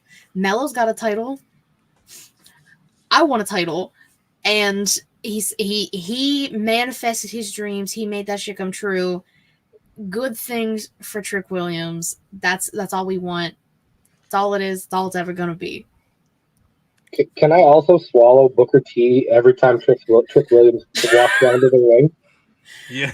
Like, he was on a tear tonight. Like, I usually hate Booker T on commentary, but I am kind of getting settled into this NXT run of Booker T on commentary. I'm enjoying this. Booker T loves Trick Williams' music. It's an acquired taste with Booker T on commentary, but once you get the hang of it, you're pretty set. Obviously, no surprise, I'm spitting it. The injustice to Dom Mysterio. This man wrestled injury because Dragon Lee gave him a black eye on Monday after he successfully defended his title. He was supposed to face Mustafa Ali. He got released because he didn't want any of Dom's smoke. So, rightfully so, he should have had Sunday. He should have had No Mercy off. Obviously, he should have spent time getting chicken fingers with Mommy Rhea. But no, not only that, he had to save SmackDown and be in a dark match with John Cena because no one's on John Cena's level except for Dominic Mysterio. So he had to wrestle John Cena in the dark match and put over the young talent in John Cena. Even though no one saw the match itself. So then we come to No Mercy, and then we have Dragon Ball Lee being a biased referee towards him. How dare he be saddled with a special guest referee in a title match that just is totally against him? I've never seen such rig officiating except for like the Lakers and the Sacramento Kings back in the day in the early 2000s. But that's another. Is it sold like an actual referee? He got one super kick and was gone for 12 and a half minutes. Listen, is it crack that you're smoking? Is that what you're doing? Are you smoking crack? What the fuck do you mean? Dragon Ball Lee got kicked multiple times on Monday and was able to get back up and even hit a counter move. But conveniently enough, tonight he gets hit one time and he's out for like 10 minutes. I don't know what the fuck's going on there. He was a referee. You put that referee shirt on and it happened. Then the second referee comes out, and then even this referee is in on the conspiracy to downplay Dominic Mysterio's success, and he comes in there. Dominic ran into him. No. Dominic was getting ready to run the ropes, and the ref got in his way to block his path to success. So we get all this injustice, and then at this point, Dominic is just like, you know what? I have to take matters into my own hands, get the title to do something with it. And Trick Williams uses the title illegally to beat Dominic Mysterio. Too many outside interferences, too many obstacles for Dom. Not even the great Eddie Guerrero. How many times have you had an issue with Rhea helping Dom get wins? I don't know what you're talking about. He always does it on his own. She's Okay. just there for moral support. Listen, if you enjoyed this is the kind of thing you can hear over on the Get Yo podcast, and it's titled that for get your ass out of here with that bullshit. Literally. Also, I don't feel the need necessarily to personally defend Chicago's own Mustafa Ali, but you put his name out your mouth. Listen, he didn't want the smoke. Let's not also defeat the fact here that there have been two opportunities now where Mustafa Ali had a chance. Things happened, and then we got two black champions. So Mustafa Ali is an advocate for black champions. Got it. Yeah. Which we love, which we stand. Exactly. I love Ali for that. That sounds good. Honestly, that's good for me. Because now that he's like a free agent, hopefully he shows up in freelance wrestling here in Chicago, and I get to see him more often. And if he does, I'm going to show up and be like, "You should have heard what this motherfucker said about you." No, I will go up he to said, him. "You're afraid of Dominic Mysterio, and that's why you left him." I will go up to Mustafa myself and be like, "Hey, man, so." How come you got released? Because you didn't want the smoke from Dom. Like, what's up with that? I hope he smacks the taste out of your mouth. Kind of like Becky Lynch smacked the taste out of Tiffany Stratton's mouth when she retained her title. You skipped the one. That was the main event, actually. Yeah. Yeah, but that's not the order I'm going in. So, because that's not the order that I'm looking at when I'm reading the card off because I didn't watch the fucking show, Vince. So, kind of like Becky Lynch slapped the taste out of Tiffany Stratton's mouth when she retained her title in the main event. Big swallow. Great match. Tiffany Stratton, I've never seen her wrestle before. Never had heard her talk before either. That's going to take some getting used to. But the wrestling was incredible. She fucking bled. She bled on an NXT pay-per-view. Good for her. And the ref didn't go anywhere near her, nothing. Like she got fucked up. And I also there was a spot where Becky Lynch's stylist was in the crowd handing her like a chain. That's what they made up for on commentary later in the match with. But like, God, she got the shit kicked out of her in this match. I honestly thought that Tiffany was going to win, but honestly, it didn't matter either way. I thought this was really, really great. I love that they main evented, and it was different from anything else on the card too. Oh, like you got your strong match with the men's world title match, you got your fun tag match, you got your British rules match, and this was the hardcore match. She came out with the shopping cart. Like, it was great. It was great. So no, I enjoyed this big old swallow. Big old swallow. Listen, women main eventing a pay-per-view and an Extreme Rules match. Tiffany put everything into this match. I've been praising Tiffany, we have for quite a bit now at this point. Best she's been, hands down. Best match in her career. She got her ass beat in this match. Like, it was wild. They were going all over the place. She's hitting swantons better than Jeff Hardy. I said what I said. It's true, though. Going through barricades. They are wrestling soulmates at this point. Like, it was a hell of a match, and Barbie dolls were involved, and that was my one hang up is if you're gonna use a child's toy, we all know as parents that Lego is the toy that you use to cause damage. Falling on a bunch of Barbies probably wouldn't hurt all that bad. It makes when sense. Becky Lynch started whipping them at her and the audience, like, maybe, but yeah, I mean, yeah, she's NXT's exactly. Barbie, so it makes sense, and I like the fact that they utilized that. It was a really good match. It was a fun way to end it, and shout out to both women. They both fucking killed it, and Becky may or may not have actually really fucked up her elbow. To be determined. Let's let Kyle go, because Kyle hasn't been able to talk the whole pay-per-view, and this is the one match he got to see. that table spot where the table didn't quite break. Oh God. This is fantastic. It was an incredible match. I'm swallowing it 100%. These two went out, as everyone has said, they went out and killed each other, and it was really, really entertaining to see.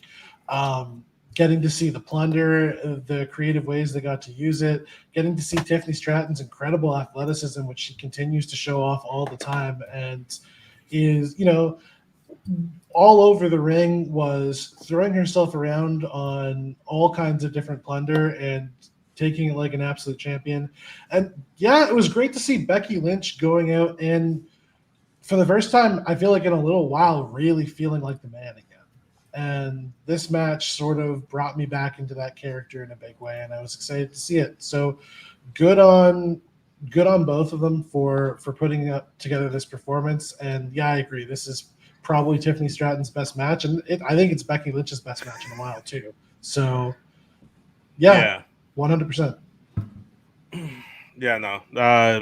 I'm just gonna reiterate everything everyone's been saying. It was best match in the card, in my opinion. Women main eventing, what a strange and a unique concept that people should really start adopting. They went off. They went back and forth from the jump. Really, there was no slow pace. Like, it kicked off right away. They went straight into the crowd. Her stylist that gave her the chain, that's actually how Tiffany got busted open, with the first shot to the face and then just getting whipped with it. My one takeaway was, Becky, there were a few times where I felt like she was being a bit rough, at least in my take, because when she was slinging the chain, it felt like she was legit hitting Tiffany, she wasn't, and just wasn't really bracing for it properly. There was also the Barbie doll spot where she was just throwing it. I felt like Tiffany was maybe getting a little annoyed. It's what the fuck, man? She keeps throwing shit at me. Kind of like when a wrestler stiffs another wrestler. And then the shopping cart spot where she tossed her inside the shopping cart. I don't think that, the part where the kids usually sit, the seat part, I thought that was supposed to be rolled back. But when she got tossed in there, the back of her head hit that part, and it just looked gnarly.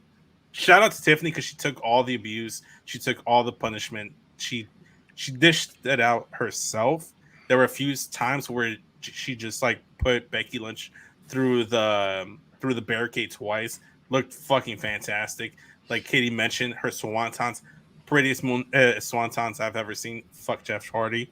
And then the chairs, everything was really good. This is fucking awesome. It's Tiffy's time. She's a star. She's basically everything they want in a Charlotte Flair or in the Mandy Rose. But I think you get the best aspects of both those wrestlers, and you get what Tiff's full-on potential will be. It's like the best of Mandy Rose and the best of Charlotte Flair, and you get Tiffany Stratton. I think she's the best of both. Like Hannah Montana, the best of both worlds. Okay. It is my understanding that my main event, because I decided to talk about it last because I haven't watched the show yet, the one and only Ilya Dragunov, Yes. who I've been rooting for and putting over and talking so much about, overcame Katie's favorite NXT wrestler, Carmelo Hayes, to become your new NXT champion.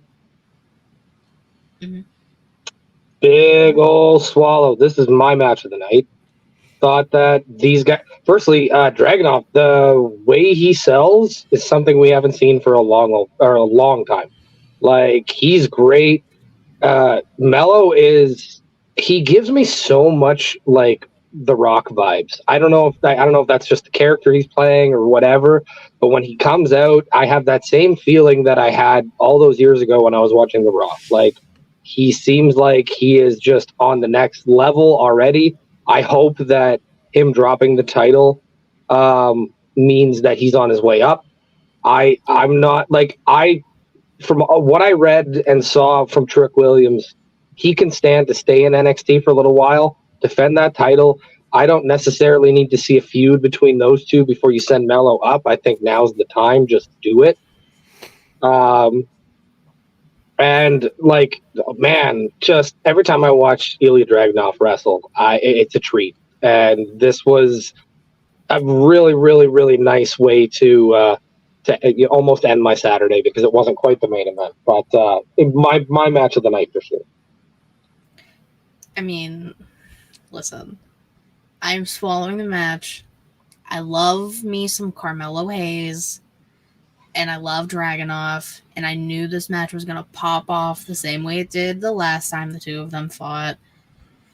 I did say, I believe it was on Young Kings, that it's the same thing with Nakamura. If you have Dragunov lose, then what do you do? They listened to me once, and they put the title on Dragunov. Mello's always going to be him, but now it's long live the Tsar, I guess. First man to hold the NXT UK and the NXT title. So good on Ilya Dragunov. I can't be mad. It was a hell of a fucking match, and I love them both. Sad that none of those are the UK champions held that NXT title, because I feel like all of them probably should have. Should have. Yeah. Gunther, Pete Dunne, for sure. Yeah. I can't spit or swallow or gargle this match because I actually fell asleep during this match. So, in my defense, I had a long work week and I had a long work day, and I had maybe like 4 hours of sleep in me, and I was already falling asleep when I got home, but then I woke up because I was doing stuff, prepping for the show and what have you. The pay-per-view started, I showered, everything. I was good to go. After the Fatal 4-Way tag match, we got to this, and I'm not really a big Dragunov guy. Like, he's a good wrestler, but I don't really care for the wrestler's character or just him in general. So the match got here, and I'm like, okay, cool. And I'm like, let me lie down a little bit. Let me like just relax on the couch. Let me enjoy this. And then before I knew it, I woke up and Dragunov was the champion.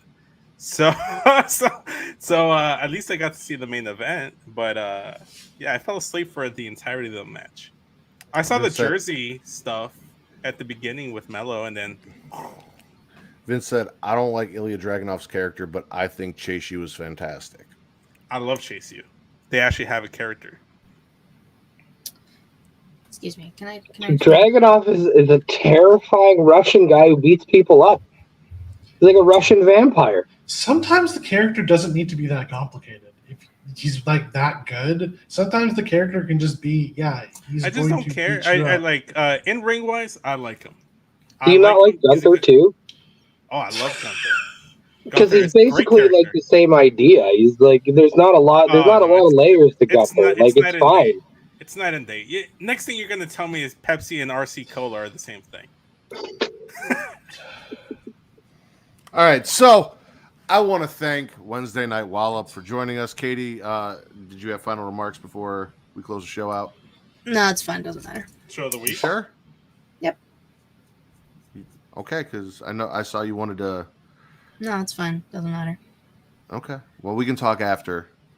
Want to thank Wednesday Night Wallop for joining us. Rylan and or Kyle, whichever one of you two would like to plug yourselves or your show, please go ahead and do so now. Okay, well, October is what I've been calling our 5-year anniversary for a long time, which is actually our 4-year anniversary because I can't count. Found out this Wednesday while watching Dynamite that it's our 4-year anniversary of doing podcasts together. We have a show out every Friday. This month, we're starting with the Wallop Roundup, which we'll be talking about Wrestle Dream. Then we'll move right into the sports show, which we're going to talk about Red Bull's dominance in F1. We're going to talk baseball playoffs. We're going to talk about Dame, obviously. Kyle, is there anything else we're going to talk about? Bunch of stuff. There's gonna be a lot of stuff. We're finishing our over-under show with the AEW roster, the final 25 superstars. We're going to talk about that. And, of course, Wrestle Quizdom at the end of the month and World's Funniest Podcast, where Kyle is going to join myself and DK, and we're going to over-under some classic rock bands and some spooky stuff, because that's going to come out on Halloween. Ooh, love spooky stuff. Very nice. Hopefully we can get the Tournament of Champions, as it were, for Wrestle Quizdom, but we'll wait and see. Yes, absolutely. On Twitter, at Wallop Media. Check us out there. I will continue to call it Twitter. I apologize. If due to my schedule need be, I will allow Vince to step in like what's his nuts did for Noah. No. You want to do that? Like, no. Well, yeah, because then I can blame him for losing my belt. No. And I can pretend, and then I can do the whole No MDR thing and talk about how I'm still champion. It's not my fault. So, do you need to have for Wrestle Quizdom? We do need to have the triple threat between the three of you at some point as well, because I need Katie to be on Wrestle Quizdom twice because she hasn't yet been on there. So I need her to make her debut on Wrestle Quizdom, and I need a Smackin It Raw exclusive Wrestle Quizdom, and then I need Matt to defend this. I have a lot of needs. You're needy. I'm a very needy individual. You know what else you need? You need to plug yourself, Vince. Follow me on Instagram and Twitter at SESVince. The link tree in my bio takes you to everything Straight Talk, or that was Straight Talk. Get your podcast and create your conversation, create your world, Smackin It Raw, the works. Subscribe to my YouTube because I'll be doing live streams with basketball, Mortal Kombat, and other fun shit there. So youtube.com/SESVince. Katie. You can follow me on Twitter at KatieResson13, the link tree in my bio to take all things She Elite Showcase, twitch.tv/She Showcase, and youtube.com/She Showcase, typically Thursday, 6 p.m. Eastern. There's a Patreon, patreon.com/She Showcase, where $3 a month you can get an exclusive non-wrestling podcast every month. The September one is out. Matt and I will be getting together sometime this month to do a spooky one. I have an idea. I haven't told him. I'm thinking about it to see what we'll do. But you can check out everything on the channel, and I'm always here. So, And as always, you can follow me on Twitter at Matt Ritters, at MATTRDDR, and at Getting Off. Getting Off is for your horror content, Matt Ritters for your wrestling content. You can also follow me at Smackin It Raw on Instagram, Threads, and TikTok for one of my favorite collabs. Again, delivering, being entertaining and funny, and I love you guys, even though you're Winnipeggers. The Wednesday Night Wallop Media. My co-hosts, Daddy Delgado and Miss Katie Kinzy Bebe. I am the patron saint of podcasting, the Warden Matt Ritter, and this has been your #1 wrestling podcast on Pornhub.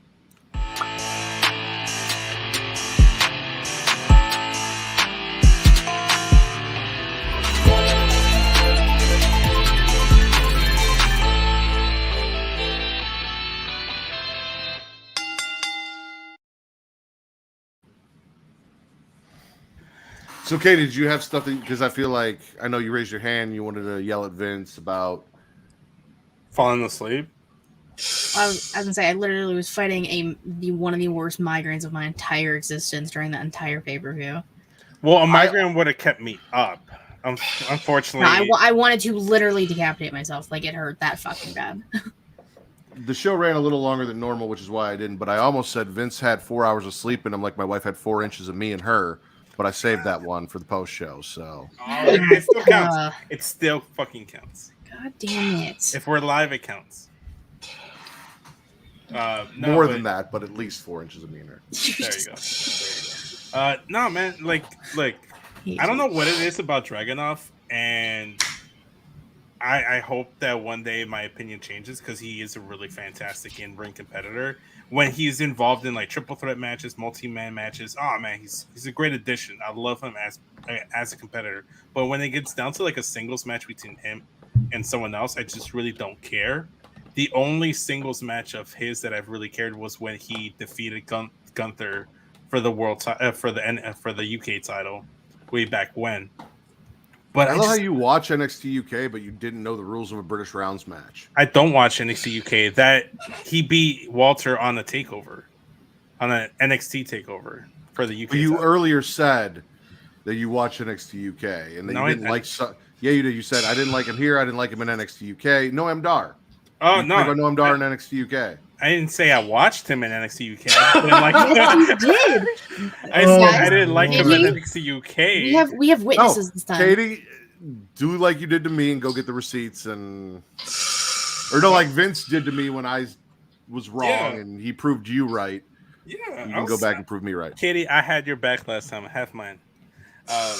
No, but I heard this clear as fucking day. Okay, fine. I'll go back and get the receipts. All I said is right ahead. I said I didn't like him when he was with the Cruiserweights. I didn't like him when it was NXT UK. I don't like him now with NXT. How could you not like something you didn't watch? I can't believe you didn't like him in the Cruiserweights. The way he pronounced Alicia Fox's name will forever be one of my favorite moments of that era of wrestling. That's probably the only good thing he's ever done in his WWE stint. They were so great together. Also, it's plainly obvious that Noam Dar has a type as well, based off of his interactions. He looks like both members of Oasis just smashed together. That guy. Are you saying Alicia Fox isn't your type? No, that seems like hateration. No, I'm not saying that at all. No, I don't know what it is. Like, dude, Noam Dar just looks like he smells. He just looks like he smells. He looks like he has bad BO. He looks like he's just like an annoying person to be around, and that just kind of like gnaws at me. I'm not a fan. Vince is in bed awake at night, like thinking about the smell of Noam Dar. Yeah, I'm like, God damn it, fuck this guy. He probably stinks. Why he's getting 4 hours of sleep? But the guy whose name is literally Dirty Dom doesn't give you any of those vibes. Oh no, the dirty is implied. I like to get down and dirty with Dom. Different kind of implications with the dirtiness. There's good dirty, and then there's like unhygienic dirty, and dirty Dom's just like dirty in other aspects in life. Like Christina Aguilera dirty. With 3 R's. Sure, I guess. If that's how you want to put it, I guess. No, but yeah, I don't know, man. Like, I was just tired. Like, I think it would have been any match. I don't think it was specific to Noam Dar and Mello because I fucking love Mello. But my girlfriend got up. Like, Melissa decided to go to the room. She's like, I'm gonna lie down. I'm like, okay, cool. I guess I'll lie down too. So I lied down on the couch, and I'm like, I'm kind of comfortable. Hold up, let me get this pillow real quick. I'm like, okay, you know what? Let me take off my glasses. I'll just listen to the match. I'm like, I'm just gonna close my eyes and I'll listen to the match. And then I woke Such up. An old man thing to do. I was sleeping like this with my arms crossed on the couch. Such an old man thing to do. And I woke up and I was like, and the new NXT champion, no, not Noam Dar. God damn it, Ilya Dragunov. And I'm like, don't curse us with that. Yeah, the fuck? Don't say that in the universe. How dare you? But yeah, no, it's like saying NXT champion Dominic Mysterio. We just don't need that evil. And he's gonna finish the story. Oh my lord! No, he already had a chance No, he doesn't deserve any more. I'm really glad that the universe made sure Vince's mic cut out for every bit of bullshit he was trying to say there, so I didn't have to hear it. I know. What do you It's mean? great. I mean, whatever you were trying to say about finishing the story, everything after that, all I heard was, and none of it came through in audio, so I didn't have to hear any of it. Thank God. Universe was like, nope, we're not doing that. We're not putting that out there. I said, all right, let's shut this they're man up real denying it. quick. Listen, They man. let you go on with your Dominic rant earlier. Oh, I like Dom. Don't get me wrong, but that was something else. Atrocious.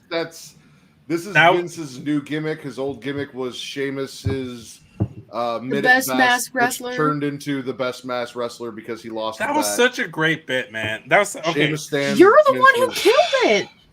Okay, yes, granted, I did killed it, but it was such a great bit because it did start off as me. I was like, look, I like Sheamus, but he's all right. He's mid at best. I don't really care for Sheamus matches.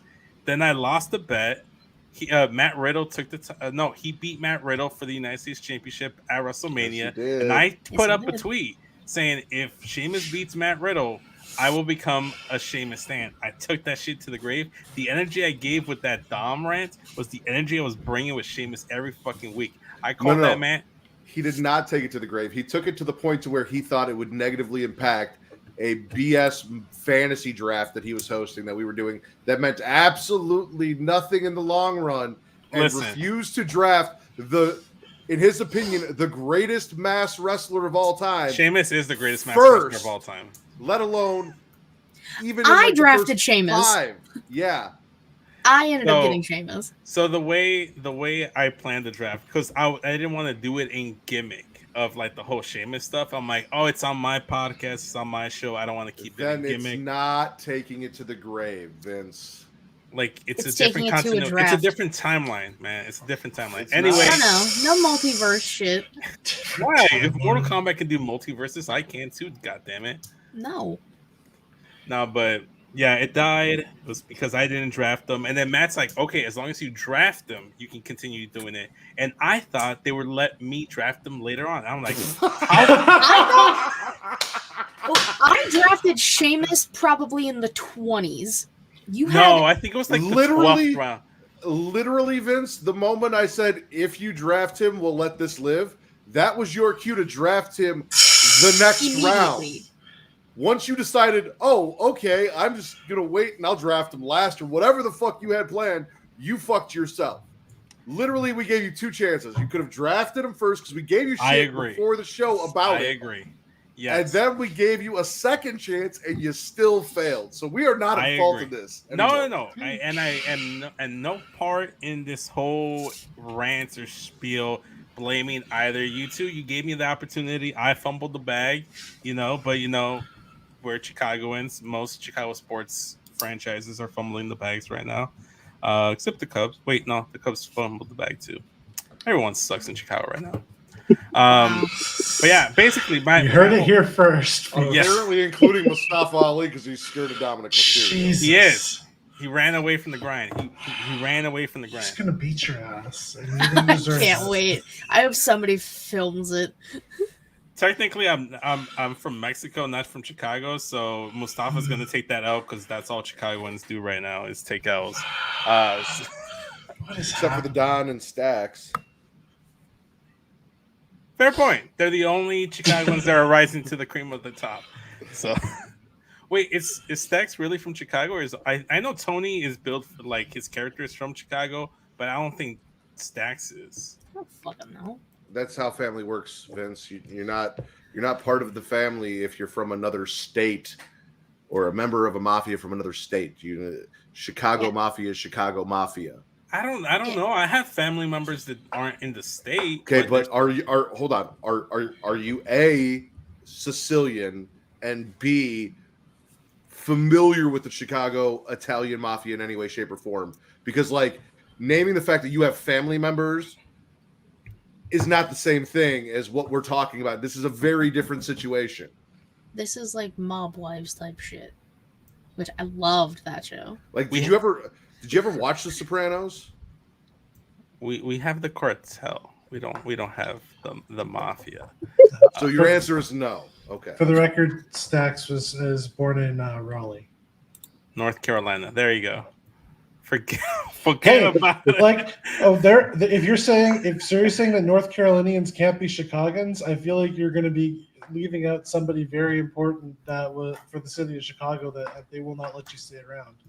Oh, I'm Cool. not saying that. I'm saying. Oh no, I'm saying Stax, Vince. not the person that portrays Stax. Stax himself in kayfabe. Yeah, that's what I was trying to along get with at. Tony, Like Stax is the from character. Is Chicago. he also a Chicagoan? Because I don't think Tony's actually from Chicago. Like the person behind the character. Oh, It's I don't know. from Oak Park. Oh, shut up. Is it Kansas, Chicago? I assume? Well, that's not Chicago. Depends on who. Yeah. See, That almost should be the name of the episode. Depends on who you ask. Depends on who you ask. That should be... I don't know. I mean, I think Winnipeggers is probably gonna win, guys. That's a probably, great name, but depends on who you ask. Had like replay value. Well, they both Jesus did. Christ, Tiffany. The What? gear. Sorry. Dude, I just opened up Reddit for some reason, and all it is a zoomed in shot of Tiffany eating her shorts. Oh yeah, they were out there. Great gear. Fantastic. I'm gear. also Gear of the signed night. into 3 different Twitter accounts, and mid-show, I got a notification of a post that someone made about 24 hours ago for Creation World as something I need to go look at, which was weird because we talked about it earlier. It's like it heard me, and it's like, oh, but you didn't look at it on this account, so go look at it again. The algorithm, man. Weird. Crazy. Who would do such a thing? Yeah. Ghosts in your Twitter accounts. That's what that is. Listen, I have multiple Twitter accounts. Yeah. What was I gonna say? Well, I was gonna ask this on Matt, like personally, because like I don't know if you guys are playing there or not, but Matt, have you gotten to like the final island with Scorpion in Mortal Kombat? Because I'm stuck. I beat it. I'm stuck trying to beat the Dark Star Johnny Cage. Well, don't suck so bad. Bitch, what the fuck? I'm not playing on easy. Matt just said he doesn't play online because he gets shit on by 5-year-olds. Matt's over here playing on easy. It was like, don't suck so bad. And I beat the game. I beat every story. I'm with Matt on that one. I play all my sports games. The Winnipeg Jets, they win the Stanley Cup every season. The Toronto Blue Jays, they win the World Series every You season. get Why bored not? that way. If you get better, you can move the difficulty up. Oh, sure. If I start to win games by like 20, then yeah, it's boring. But until I get to that point, easy. Yeah. Use your consumables. Get yourself super armor or something. I think with Dark Star Johnny Cage, I used the quadruple effect uppercut when I went in there and took down one of his lives pretty much all the way. I've Use your been saving consumables. those. Okay. Maybe don't save them for, maybe use them when you can't beat something. Maybe that's the time to use them. Is hey, I keep completely losing. forget they're there, to be honest with you, because I'm just kind of in there like going in there like doing straight up fights and not even using like the medallions and all the other shit. If you have something with armor on it, equip that medallion and use that because it keeps your health up as you're fighting him. Okay. But the thing that kills me is because, okay, so it's basically 4 rounds, but it's treated as 3. So the first round you fight, you have to beat them 2 times. Then you get to like the little survival mini game with the energy balls. But if you get some health taken off from the energy balls, then you go into the next fight with Johnny Cage, the third and final one. But all the life that you lost is gone. And for the life of me, I kept losing like half my life. And then by the time Johnny came in, he just kicked me and punched me in the dick and everything, and I fucking lost. Well, like I said, use that shit. No, I beat the final island. I got my Scorpion. I got Scorpion, but I also got the stone that you need to go do the parts that were locked. I started playing through those. I already beat that part of the stuff on the first island. Got some cool Scorpion skins. Cool. I got all the every ending unlocked Of the towers? of the towers, all the tower endings. I'm still halfway through it. I've been focusing ever since you told me, oh, I'm on the last island in Invasions. I'm like, God damn it, man, what the fuck? So I spent that whole night trying to get to the final island. And then now I got stuck because of Johnny Cage. So that's what I'll be doing tomorrow. There you go. Yeah. Actually, I don't All think I get a chance, but yeah. Rylan and Kyle, I love you guys. Thank you for joining me. I will Oh, thank you for having us. Yeah, see you guys awesome. on Facebook. I'm going to retire for the night. I'm a little tired from earlier today, so You got I'm gonna tired get from some sleep. Smackin It Raw with us, right? I also have to get up tomorrow and take my daughter to a pumpkin patch. So that's Fun. Fun. yeah, that sounds exhausting. So That's gonna be great. It will be.